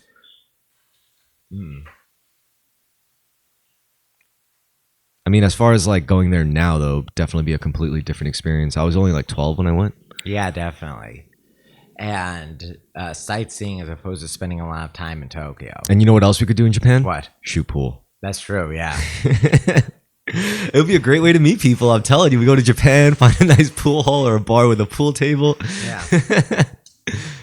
They'll be like, what are these guys doing here? Yeah. And we'll turn the pool hall into a pussy hole. And we'll look them straight in the eye and we'll be like, we're here to shoot some pool. And I put on my glove, like screw my custom stick together. It's like, we're here to do one thing. We're here to shoot pool. We're here to play 9-ball. And I'm sure that alone will be like, if we just show up into places like that, like people will talk to us. Yeah, definitely. Especially in a foreign country, particularly in Japan, where people would just be fascinated. They would be wondering what these Americans are doing, these gaijin were doing there. And no matter where we go, we could go to any like we go to Europe and do this. Like just show up and play pool. Like don't say anything, don't look like tourists. Just don't even look for landmarks. Just as soon as we touch down, check into a hotel. It's like, all right, Carmen, you know what to do. And we look up a pool hall or a bar with a pool table. Yeah. If we can't find one, we go out into the streets and we ask, "Excuse me, do you know where I could find a pool table for a game of pool with my good friend here?" And that could be a conversation starter. You know, they'll be like, well, me and my lads were just about to go to place, meet up there and play some pool. You never know. Damn. Well, that'd be fun. That'd be the dream. We could do this. I mean, we could do this in Brooklyn. Yeah, Brooklyn too. Well, obviously, yeah. Let's start there. Yeah. Also, you have a great car for going to different pool halls, and you just show up in your Mustang. Yeah, but finding parking though, ugh, that's gonna be hassle. Yeah. No, but I think just playing pool, it's like it's a good thing to have. It's not that we're not focusing on the pool, because we clearly are because we're doing it. But it acts as a good catalyst for so many other things, you know. Yeah. Because it gives us just gives us a reason to show up to places. Be around random people, all sorts of people, talk to people, you know? Yeah. And the more we play, the better we get at it. So that's even better.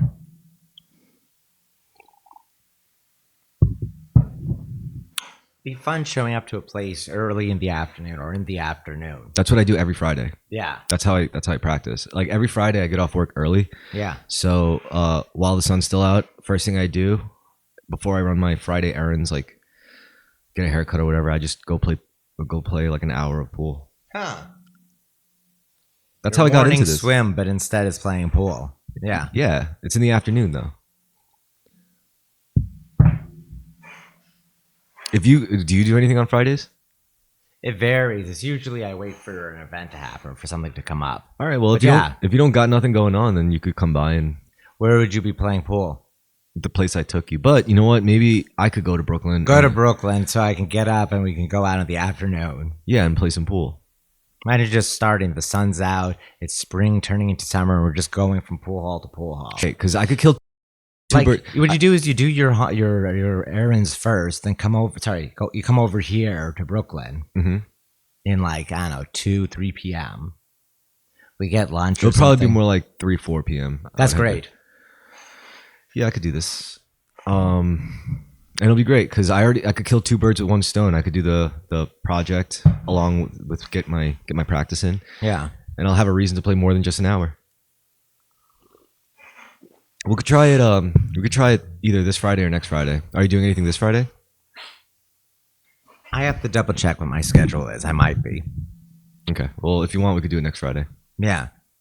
Okay. Wait. This Friday is only like yeah. You're right. So let's do it next Friday. Well, yeah. Well, either works. Yeah. Also, we got to get you a bicycle. That's true. I've been wanting to do some kind of tabletop gaming, like D&D. You know what we should do? What? We should spend the summer like doing this stuff, like active stuff, and then when the winter comes, you're right. That's when we do the more insular. Yeah. This is a good plan. I'll be 34 then.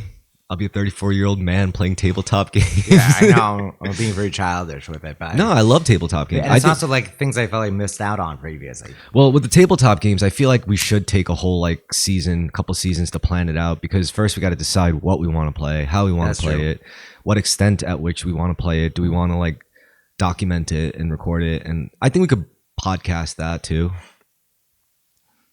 Also, it's like figuring out who's facilitating the game versus who's playing it. I'd like you to be the player. I want to facilitate it. Sure. Be the DM or something. Or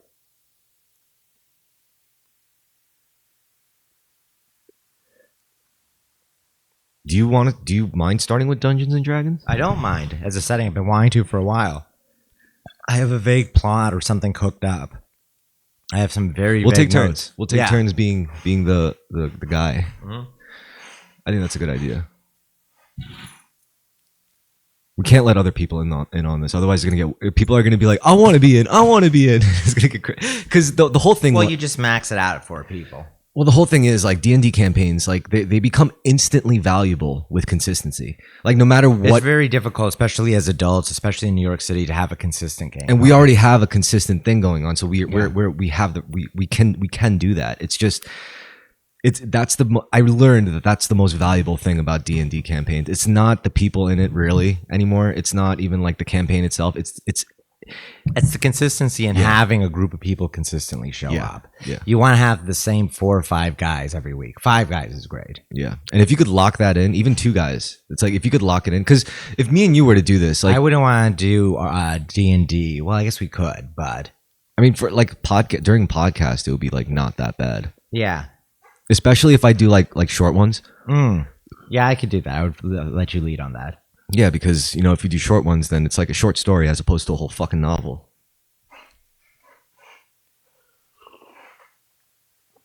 I mean, and if I learn the framework, the system, then I could reskin it, and that's my favorite thing. It's like where I could, if I learn, it's easy to relatively easy to reskin 5e. Yeah, it was easier with 3.5, but yeah.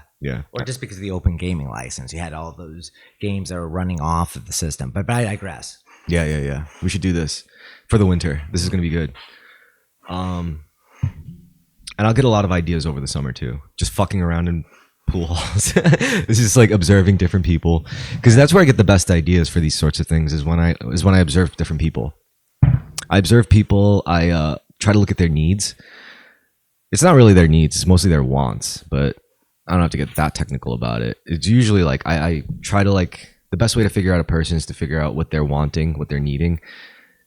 I mean, I guess that could be seen as predatory because the truth is when it comes to like seduction, and when I mean seduction, I mean it in the most universal way possible, Yeah. whether it means like convincing you to buy my shit or convincing you to pay for my service as opposed to my competitors. It's all seduction. Yeah. And the thing about seduction is you can't seduce a content person. It's impossible. Luckily, nobody's truly content. So they kind of it's not that I ever seek to seduce people. It's just I like people often reveal things about themselves that make people more rich to me. You know, not just this like limited dimensional self that they present, but like, you know, their desires that they didn't even know they really wanted. They just knew that something was lacking in their life and they didn't quite were able to put their finger on it. I remember when I felt like that most of the time. There's a lot to be said for knowing what other people want and smoothing out your social interactions with them.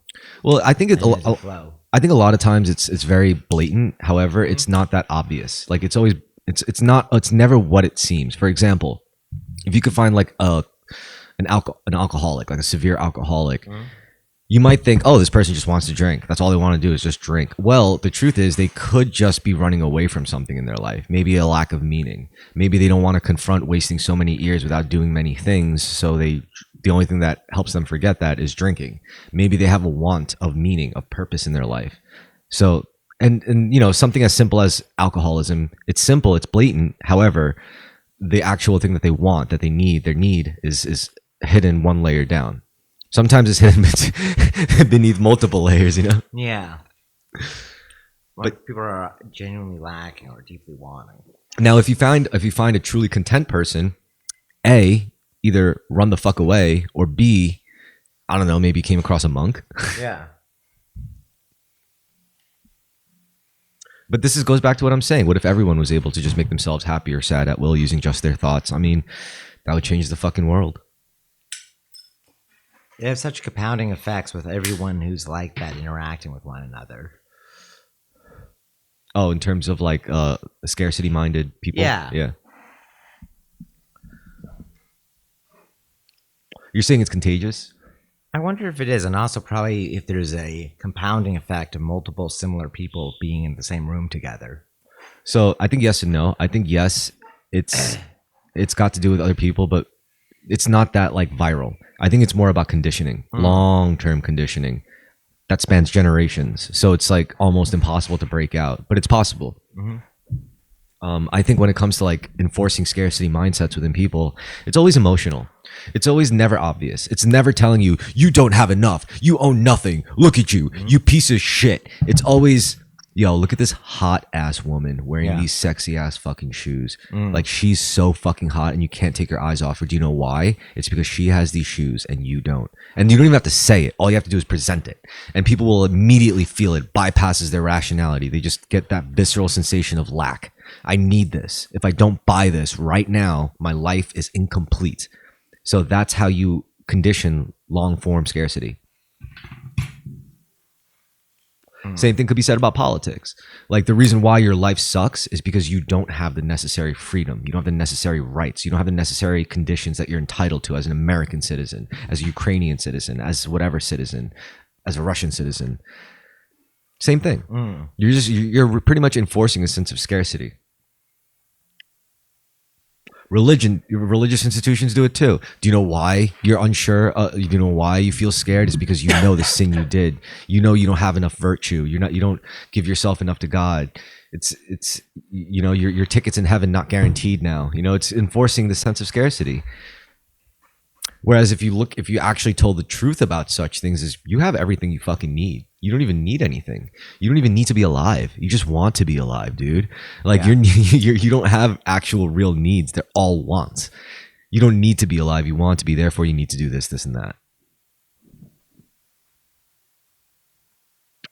But again, like this is so normalized. That's normal. It's normal to be in scarcity mindset. It's normalized. So my question is, To have various desires. How many contented people do you know? Yeah. how radically would the world shift if most people were like that? Would it even be possible to sustain such a world? Would people even sustain themselves in such a world? Would like no one have kids anymore? If everyone was enlightened, already not that many people are having kids. if everyone was a Zen master, like who the fuck's gonna want to make kids? They're gonna be like, that's just another more like material attachment of the ego. Why the fuck do I need to make another whole another human? What, to feel content, to feel satisfied? It's pathetic.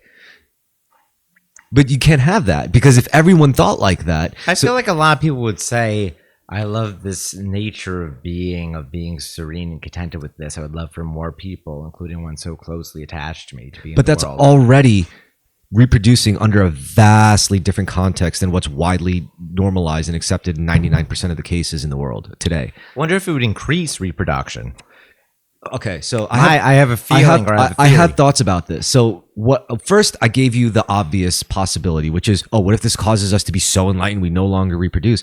I think there is a way to reconcile. I think there is a way to reconcile material wants, material drives, animal drives with, like a whole holistic view and holistic wellness view. For example, you could look, if you believe in reincarnation as a Buddhist, you could look at like family lines as transit lines for souls to reincarnate. And it's up to you who use these transit lines to maintain them, to fix the potholes. Otherwise, you're just kicking the problems down the line. And guess what? Your transit line is going to die out, and no souls can be reincarnated and play the game through that family line. And that's a valid outcome. Sometimes some family lines probably should end. Sometimes, like the righteous thing to do is probably just let it die with you. There is a massive die-off that's already going on. However, to go on, but yes, if there's no more transit lines, then the game's over. Then the humanity game is over. Then no souls can play. You have a spiritual duty to your family line, to your own soul, and to other souls. And guess what? This isn't a novel idea. These are ancient ideals that we forgot. Traditions are just solutions to problems we forgot. Now we're slowly starting to fucking remember them again. So yeah, I do believe, like I was just giving you like the phases. First, if given a whole population of people have a collective spiritual awakening, collectively they're probably going to be like, what the fuck is the point of my bullshit job? What the fuck is the point of me spending time around my family who I don't even like? What the fuck is the point of me spending time around my adult kids who fucking hate me and don't respect me? What the fuck is the point of spending time with this mother-in-law who fucking clearly doesn't like anything about me? They're going to start really... This is why it's dangerous, on an individual level and on a collective level, because this could make people, rightfully so, maybe destroy their whole lives, but they're still destroying their whole fucking lives, Yeah. And maybe this is just karmic too. Like, I know some people who like are materially successful and they get into spiritual shit and suddenly like they go crazy and move to Bali or some shit, like maybe I don't know, like maybe that was supposed to happen. It just didn't happen pleasantly because they weren't allowing it to happen in the right way, a smooth transaction, I mean, we both know people that had schizophrenic outbreaks talking about like meeting God, becoming God, and all that shit. And something with substance use, but also just natural inclinations towards schizophrenia. You can be one-shotted by it on a purely sober level. Yep. And I don't think I'm like special in any regard. I just think I got fucking lucky, like straight up. Like I think I just like played with fire and didn't get burned.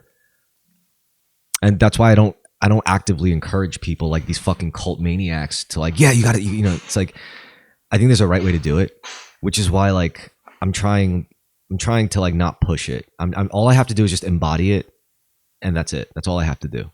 And show it through your actions. I'll talk about it on my own Facebook wall, sure, like whatever, just because it's fun, like it's fun to kind of shake people's psyches a bit. It's like everyone's just the same soul living out different lifetimes in different bodies. It's like, what?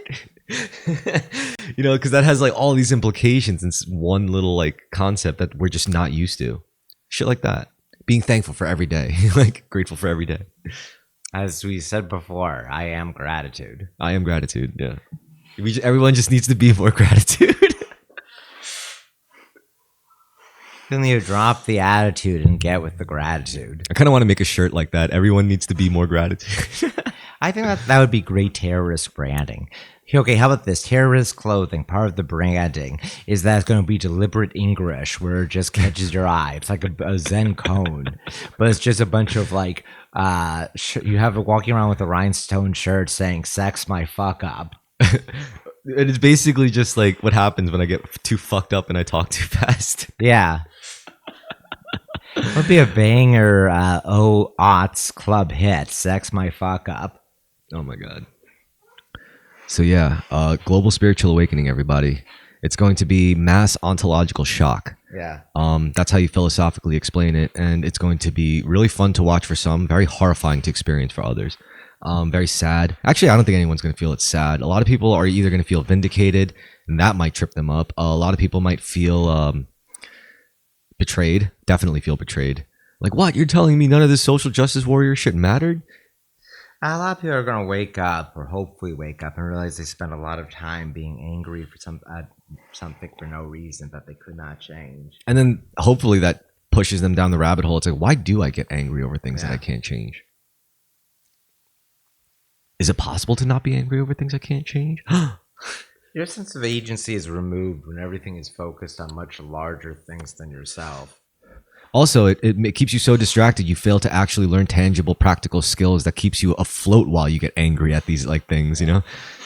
At this point, you're just like, people are just destroying their lives with for nothing. Yeah. And we have very easy lives, and people are destroying their lives over boredom, perhaps. Perhaps things are too good at the end of history, and we deliberately cause chaos. We talked about this last time. The reason why I don't care for like grind set narratives is because we don't need that. Yeah, I agree. Shit's like already so good, man. Like, what are you grinding against, Tommy? Also, I don't know, the grind set guys, they are hilarious, but it's surreal.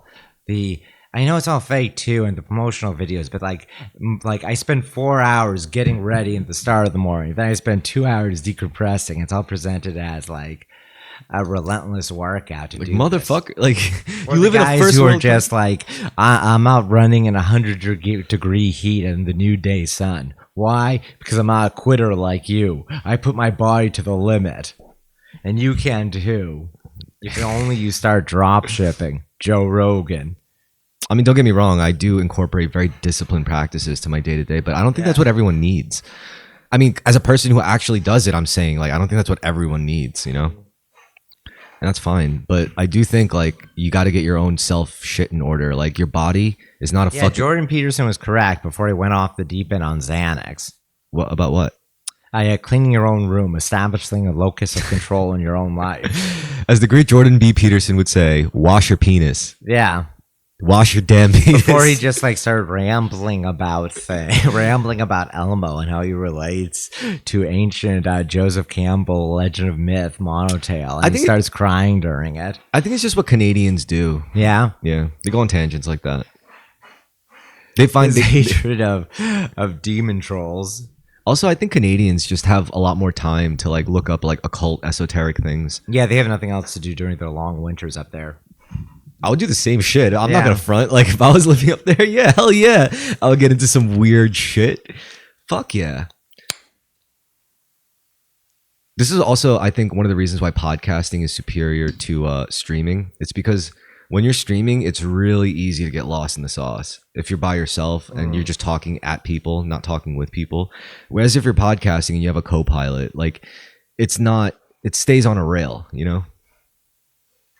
Like you don't get into such weird esoteric occult shit all the time. Like you're able to stay at least somewhat personable for one person, and that's all you need for an audience. Whereas you got streamers that are like lolcow level shit, you know? Yeah.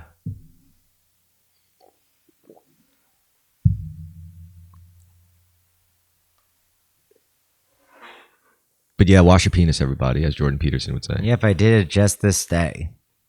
What? Oh, wash your penis? Yep. Because I showered today. Good. I'm glad you remembered to wash your penis. Because it makes it sound like sometimes you forget. Look, look. I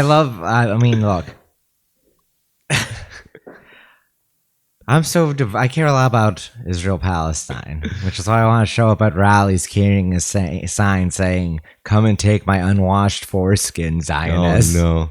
Could you imagine, like, Just someone You who's. just get ignored or harassed by both sides, particularly the Palestinian people. But Could you imagine someone who's so mentally caught up with Donald Trump, Palestine, or Israel that they're in the shower, like for the first, they forget to wash their penis. like the first half of the shower is all going all good, business as usual, and then suddenly the thought comes in, and their hands freeze right above their abdomen, right, and then they're like, "Fuck." I wonder what Trump is doing right now. I wonder what that son of a bitch Elon Musk is probably thinking right now. I wonder if he even takes showers. And then you just start rinsing off, and before you know it, you're like, "Oh shit, how long have I been in here?" I'm gonna be honest. I think, as many people do, think about Donald J. Trump far more than I do almost any other person, besides my parents or God.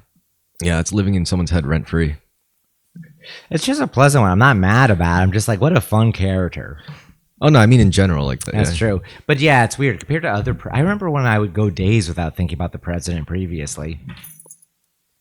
I don't think about that shit. Usually, what I think about is, in my in my life, there's usually I just think about pictures comparing Trump to Hitler, and I smile. in my in my life, there's always like 2 to 3 major things hanging over me, and it's usually stuff I could handle. It's just never something that's simple enough to just handle over a day. It's like an issue. Like maybe it's a really bad interpersonal issue at work. And I still have to resolve it. Or maybe it's like some tax deadline that I have to meet, and until the day comes, like I'm gonna be stressed about it. Or maybe it could be like something with my car. Like I have a $1,700 repair on my car that I have to fucking figure out or whatever. But those are like the things that I focus on, because those are the things I can change. Those are the things I actually can do something about. And then once I free up enough bandwidth with that, like with the primary shit, then I go into the auxiliary shit. Like, I wonder why my friends are so fucking angry right now. Like, what's going on? And then I look at what they're focusing on, and I'm either like, oh, that's a valid issue, or I'm like, that's stupid. Often, yeah. If it's personal, it's a valid issue more often than not, but yeah. But what's really bad is when like you mix your primaries with your auxiliaries, because then you're gonna start thinking like your levels get all fucked up. Petty drama with your friends is just as important as like getting your fucking car and working. That's true. Like, there's real priorities in life. Or I mean, it's really. I'm not gonna say it's easy, because like it could really sneak up on you. Like you get a girlfriend that you've only been dating for like 3 months, but yet she derails you at work by like maybe some crazy issue comes up and you just can't wait. Like they're just emotionally stable. It's like, I'm gonna kill myself, blah blah blah, and it's like very relatable. Yeah, and then you're at work and you're like, what the fuck? Like I think those times was when I really learned to draw my draw my tolerance lines. I'm like, this is not acceptable. Like, I don't care who it is, even a family member. I can't accept this because you're trying to take food out of my mouth, dude. Like, I have to fucking work, and if you're here like talking about some bullshit, like I'm sorry, I can't. I don't, and it could be anyone, like, because it's think about it, dude. Like it's fucked up. Like, yeah. I'm not gonna say work is my whole life. Clearly, that's not the fucking case. But when I'm at work and you like have to have responsibility to it and to yourself. Yeah. And also, you don't want to be distracted, or like when I get distracted by like petty friendship dramas or worrying about something, I start fucking up at work. I'm not in my zone. Exactly. That's not good, man. Whereas when I'm at work, it's like, good. I can just do this. I can section it off from the rest of my life for a period of time. Yeah. So that's like, because when I was in my early 20s at work, I didn't know any better. I thought it's like, oh, it's okay if this person's mentally unstable. They had trauma. They were trauma bonding, and like they're unstable, and it's not their fault, and they're a victim of their circumstances, and I have to be there for them because I love them, and blah blah blah. And I'll be at work, and then they tell me they want to kill themselves, and I'm like freaking out because they could be in another state, and I'm like, looking back, I'm like, what the fuck was I doing? Yeah, I've done that so many times. What the fuck was I doing? All for what? For what? Some chick who ultimately really didn't deserve that attention from me in the first place. Like that level of like psychic investment. I mean, I'm sure like, it's all water on the bridge. Like, I don't want anything bad to happen, but it's just at the time I'm like, I don't want anything bad to happen to these people. But at the time I'm like, fuck. Looking back, I was stupid. But, lessons learned, and I don't want to put myself in that position again. Can you relate? Very, very much so. I'm thinking back to multiple times like that. It's such a drag. Oh, yeah. I will say, though, dating women like that, usually it's very fun. Oh, yeah. Yeah, yeah. When it's good, it's good. When it's bad, it's bad. Man, I love having sex with insane women. I also get more attractive women than I do normally. No. But the truth is, like, guys dating insane women kind of feminizes us. Like, oh yeah, definitely. I'm very effeminate. because what it does, it gets you addicted to what women are addicted to, which is like the hot, drama. No, it's the hot and cold. Yeah, true. It's like they like it when the lows are really low, but the highs are that much higher. Yeah, You know, and that's usually something that women are attracted to. But when guys like get attracted to that in women, they start adopting like feminine tendencies because, you know, you're pretty much like getting attuned to liking what a chick is supposed to like. yeah. This is why all those a lot of notorious womanizers are very effeminate. Yeah. I mean, there's different kinds of womanizers, but you're That's right. true. Like this new breed of millennial to Not Zoomer. even new. I mean, yes, but also, I mean, the distant past, like all Okay. those 18th century dandies. Yeah. That's and coquettes. So yeah, they're Dan- laying pipe all the time in their tights. It's a cycle. You know, they Yeah. say like good times make whatever men or blah, blah, blah. It always moves in a cycle between dominant archetypes. Sometimes you'll have like the rake who becomes the dominant. They just want like a swarthy fucking dickhead going around They catcalling want bitches. an anemic guy with like wild No. hair, Wait, let me finish. I'm saying first they want that guy. And then once that runs its course, you have enough of those dandies and those fucking coquettes offering a contrast. And suddenly they become the dominant archetype. Then it goes all the way back around when women realize, hey, those dandies and coquettes are actually fucking bundles of sticks. And like, fucking we don't actually want to be with them, so they go back to the fucking other side of the spectrum, and it's just going to go back and forth, and there's all these other archetypes in between those transitions, sure, but generally that's how it works. So yeah, we're about to see, I would bet money on it, you know, because like the past 20 or so years, it was all about the dandies and the coquettes. Yeah, great, they had their time, and then suddenly it's going to be the rakes, and then they're going to fucking get their time, you know, like the fucking Don Juans and the fucking Rico Suave motherfuckers, the Barons. Sorry, what's his name? Fucking Marquis de Sade, no, Lord Byron. Lord Byron, John Wilmot. Yeah, that kind of archetype, you know. same as a dandy, basically. They're overlapping. No. Dandies are different. You know, they have like different strategies. Dandies are more about like peacocking and more about like indulging in the feminine. Oh, but I see. As opposed to being not deposed.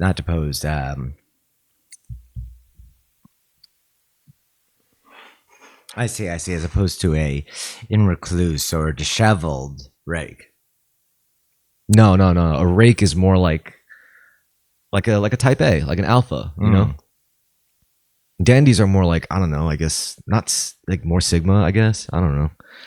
Well, everything will inevitably come to a analysis of alpha, beta, sigma, delta males. I'm just trying to offer a pertinent, you know, a more contemporary analogy, but Yeah, it's fair. But what I'm, you know, the archetype thing, Fair. that's just common, and let's just like do course for like psychology in general. But as far as like the rake is kind of like the dickhead, you know, the guy who's okay. So there's a difference between the thermometer and the thermostat. The thermometer reacts to the environment. The thermostat sets the temperature in the environment. Okay, The coquettes and dandies, they're more like coquette is a woman, by the way. that kind of no, I think. Wait, are you saying COQUETTE? Yeah, I'm saying not as the actual like character, but as an archetype. Like that behavior, that seducer's type. Seducer's types are gender neutral. Like dandy is a seducer archetype, and coquette is a seducer archetype. There's Seductress archetype. But there's what? I think it's weirdly feminine if you look this up. No. Because there's the archetypes of seduction can be used by anyone. Okay. So you as who you are can easily run, like it's like stepping into a suit. It's like, oh, I want to play the coquette. You could step into that. And it's not governed by any specific aesthetic or cultural decisions or like style choices. It's basically a mode of behavior. It's a mode of interaction. It's how you play the game of seduction.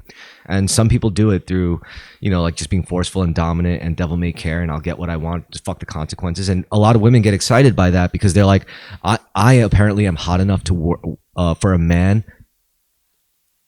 to blow his life up over. Like he would literally fuck his whole shit up just to fuck me, and that gets women very excited, you know. And there's other ones where it's like this guy actually understands the shit I enjoy apart from guys. This guy understands like fragrances and fine wine and, like indulging in the senses, like sensory pleasures. That's more feminine.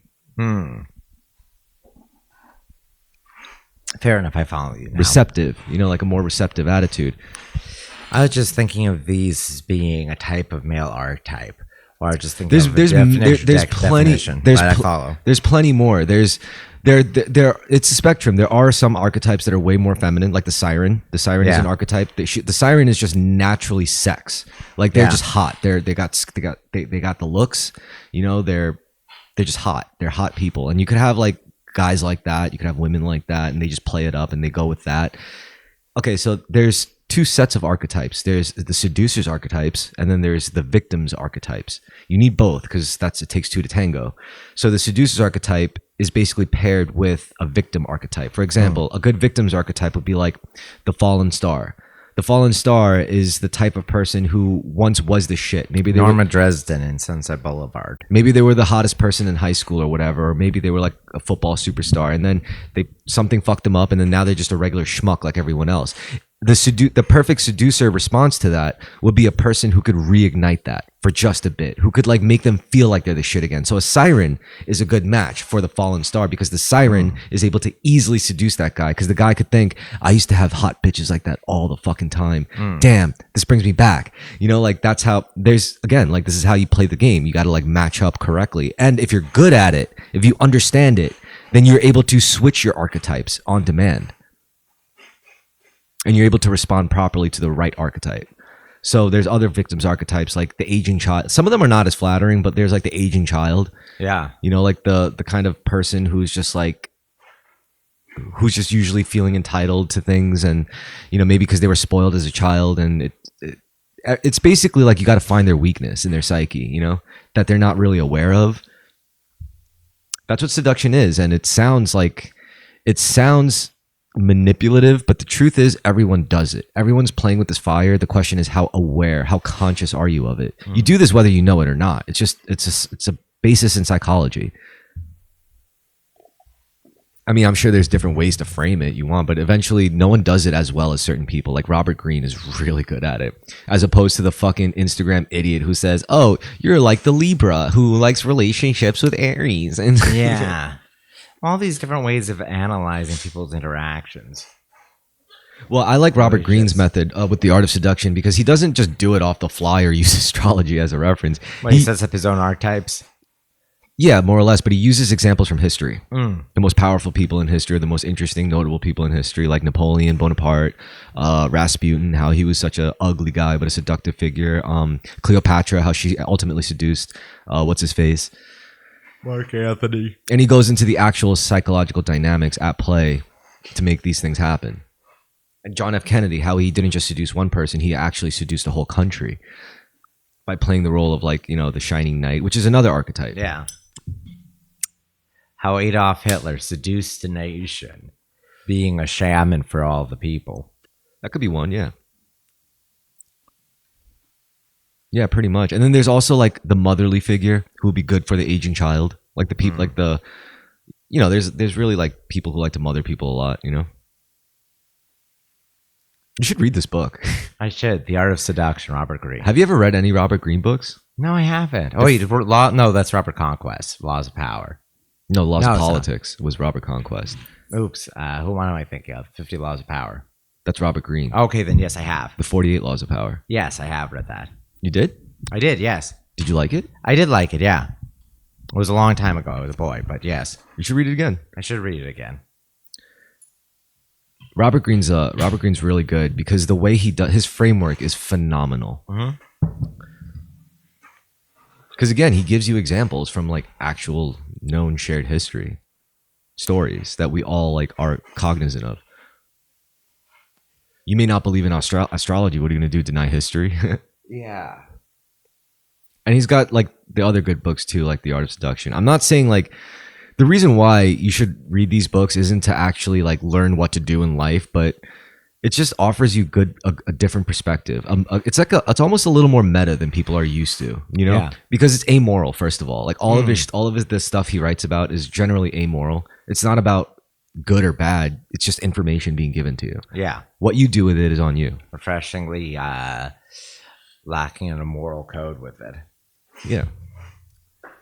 And it's almost cool because he doesn't have to. He basically shows you how if you go overboard with this shit, here's an example in history where you could lose your whole fucking shit. And yeah, something about good way of teaching it and analyzing it as opposed to a more moralized take. You read The Law of Power. For every law of power, he would describe the law. Then he would show you an example in observance of the law, the transgression of the law, and the reversal of the law. Yeah. Where there could be an exception to such cases.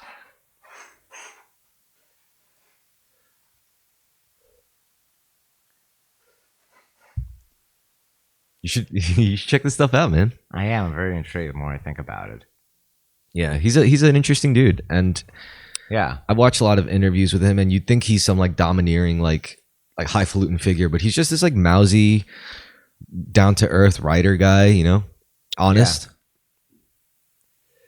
$15 on. I keep looking over at this feed of a trans woman, I believe, talking about her Viagra substitute or boner pill, and it says $15 off for hard erections. Yeah.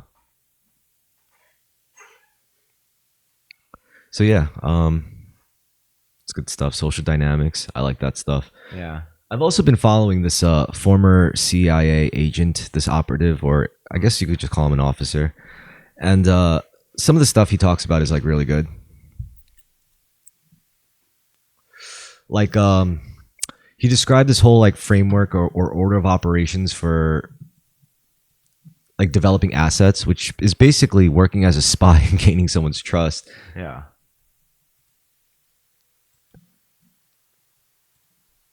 Here we go. I just got to pull up the file.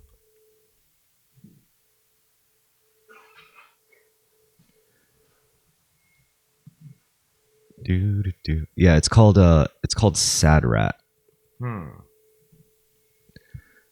It's first you find a mark, find a potential client that you want to develop. You could call them recruits. Basically just people who are going to work for you, who are going to serve you in some way. Then you assess, which once you figure out your mark, then you gather as much information as you possibly can. You clock their whole shit, their day-to-day, their relationships, what they focus on, their interests, their dislikes, their political beliefs, everything about them. Basically, you want to profile this person as detailed and as accurately as possible to the point where like you know what they're going to do with their everyday. So first spot, assess, then develop, which involves approaching them.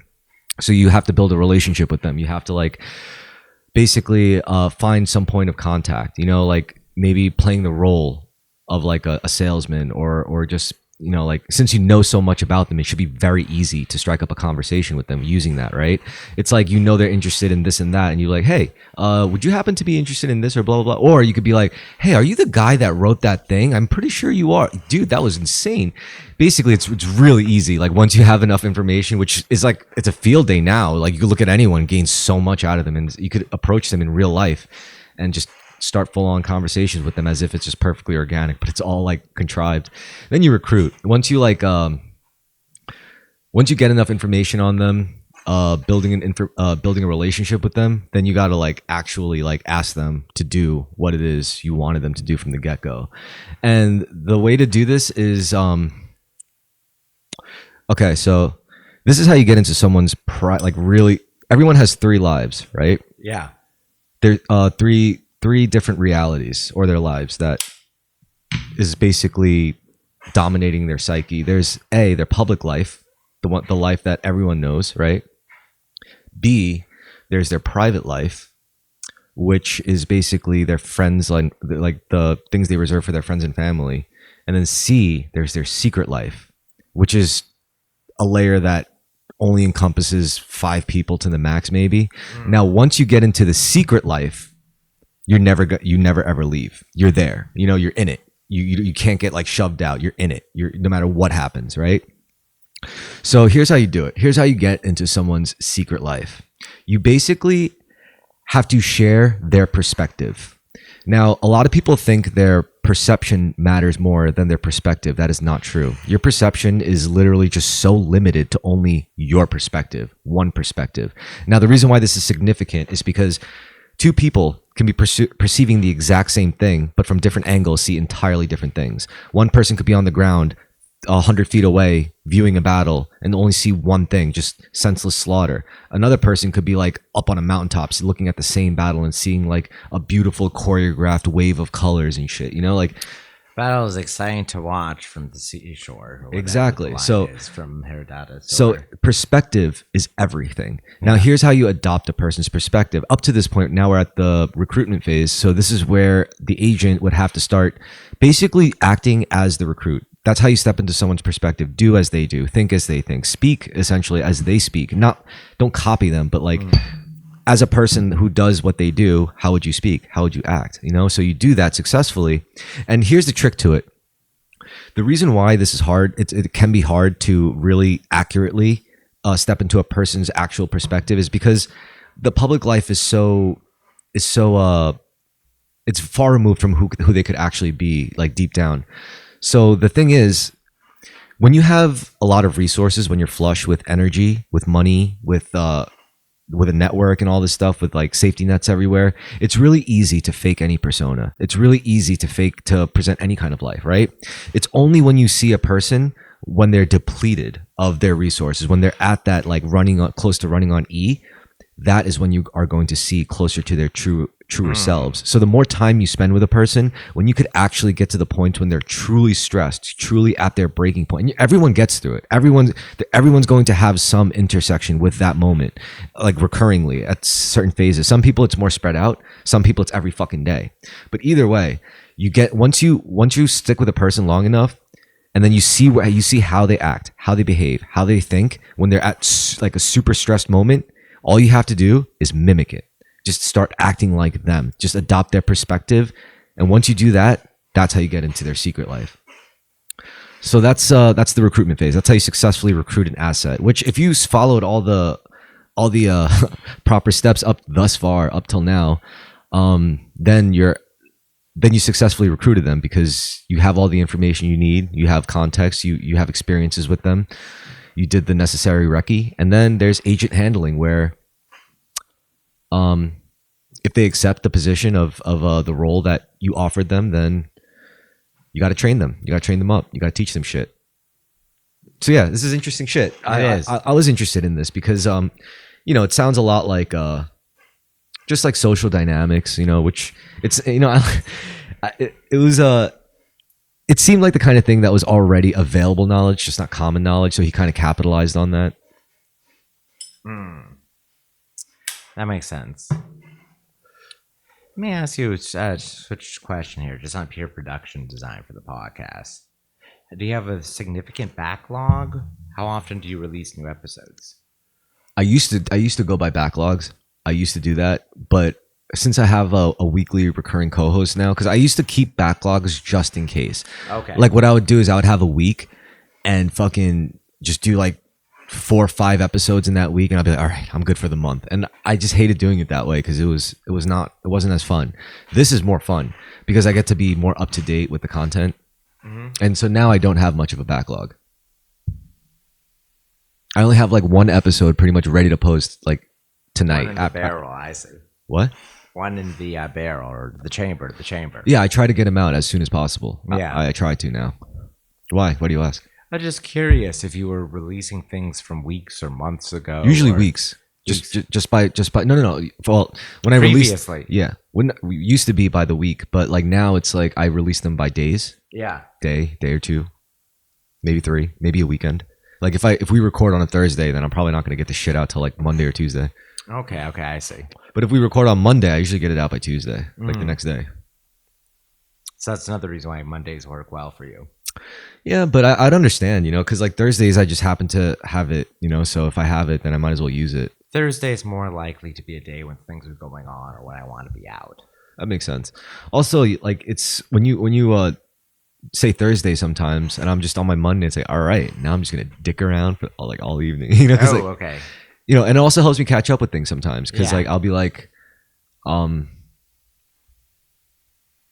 have to like do some like stupid shit that I only have to do once in a while, like spring cleaning or like I don't know. It just helps me. Like I always have like I don't have a backlog of podcast episodes. I just have a backlog of like side quests for my life. Like that's really what it is.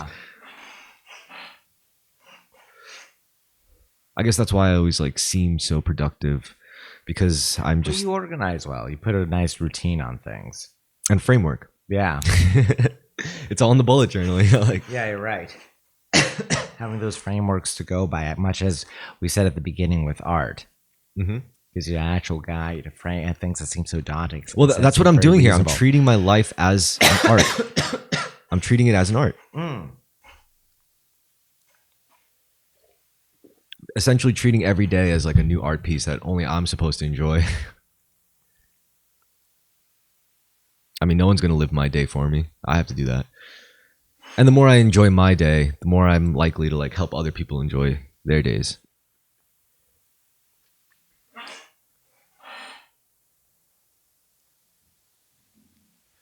Yeah, frameworks. So if you guys look, I don't know what this means. Like, I don't know if it means you become smarter. I don't know if it means you become an autodidact. I don't know if it means you become more stable mentally and emotionally, maybe, and physically.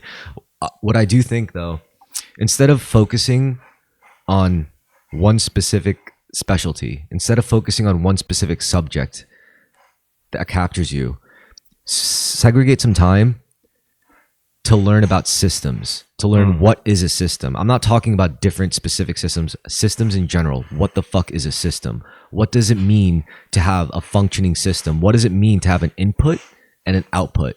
What does it mean to have a closed circuit? What does it mean to have a broken circuit? What does it mean to have a linear signal path, a signal chain? What does it mean? You know, like, learn what systems are. And I'm not talking about electronics. This stuff applies to politics. This stuff applies to energy and spiritual practices. This stuff applies to business, economy. This stuff applies to commerce.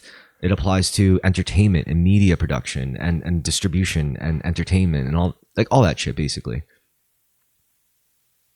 Systems, learn systems, because everything is usually governed by some sort of system, whether you like it or not. Freedom comes from learning those systems, mastering the systems. And you do that by mastering different rules. And by mastering rules doesn't mean blindly following them. It just means learning them. Like, learn all the rules. Learn all the rules before you can break them. Anyway, how are you doing on time? Yeah, we're about at the point. So let me just finish this joint and we could fucking wrap it up. I don't mean to run it short. I just no, you're not running it short. You always time it just right. Also, I can feel myself getting fatigued enough or starting to fall off where I no longer can maintain a long conversation. I'm just you're definitely more physically active than me. I mean, interesting. I mean, in terms of like podcasting. No. Also, I'm just mean like labor wise.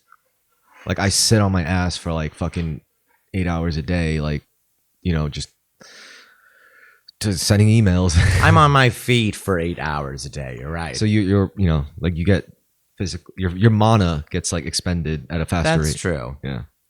I'm conscious of your mana, buddy. You are, That's how you know you're watching my meters. You're watching my stats. Yeah. Yeah, of course. It's just mind, body, soul, you know. How are they doing mentally? Is it aligned with their spirit? Is it aligned with their body? Are they treating their body like a fucking amusement park or a church or a temple? You know, like, these things are, you don't really have to, I like, need to get in better shape for sure, especially with my job and to maintain my well, your job probably does keep you in shape. It does keep me in shape in a bunch of ways, being physically active. However, if you want more, then you have to, like, that's true. If you have to physically, like, push yourself Which would more. improve me also at the job and outside of it. The problem is it sucks because what you're essentially doing is you're stretching past your fatigue point to the point where you should be like lazy, but you're not. You're forcing yourself to do something. You know, it's a funny thing. I read something about how, like, martial arts is actually very unnatural physically. It's not normal for your body to do these things. What you're doing is you're reprogramming your body to create a new normal. Like, it doesn't feel right to, like, stand with a straight posture a lot of times. I don't usually stand like that, but it's better for your back once you program your body that way. Same thing with life. But yeah, exercise. Mind, body, soul. It's all it takes to see if a person's, you know, got a good handle on shit. Are their mind, body, and soul aligned together so they're not fucking with each other? I don't care if they're a killer. I don't care if they're a saint. As long as those three things are aligned, you probably have a good outcome, honestly. Yeah. Anyway, that's all we have for you folks tonight. I hope you had a good time listening. Do you have any closing statements? I have no closing statements, but except get out there, enjoy life, guys. You know what? The internet's going to be there tomorrow, and perhaps until the collapse of civilization, which might be for the best. whatever you're getting mad about today, it doesn't matter as much as just going outside, man. I also want to ask you, isn't it now that you did this without drinking, doesn't it feel different? Yeah, it does. I told you, man. No, I know I did. I know it did from last year. No, but now you're in it too. It's like you're I'm happy not to drink because drinking it will definitely get me too tired too fast sometimes. I do kind of miss it though. We should do it every once in a while. Every once in a while, Just yeah. get fucked up on the cat. Like it's like let's have some drinks like the old days, and it'll sound Yeah. like old Terrorisk again. Yeah, rambling, boozed out. Yeah, Having fun just thinking about it. Yeah. We'll do it like sometime in the summer. yeah, All right. Well, I hope you guys enjoy this new sober podcasting. yeah. Same. Have a wonderful night, guys. Nighty night.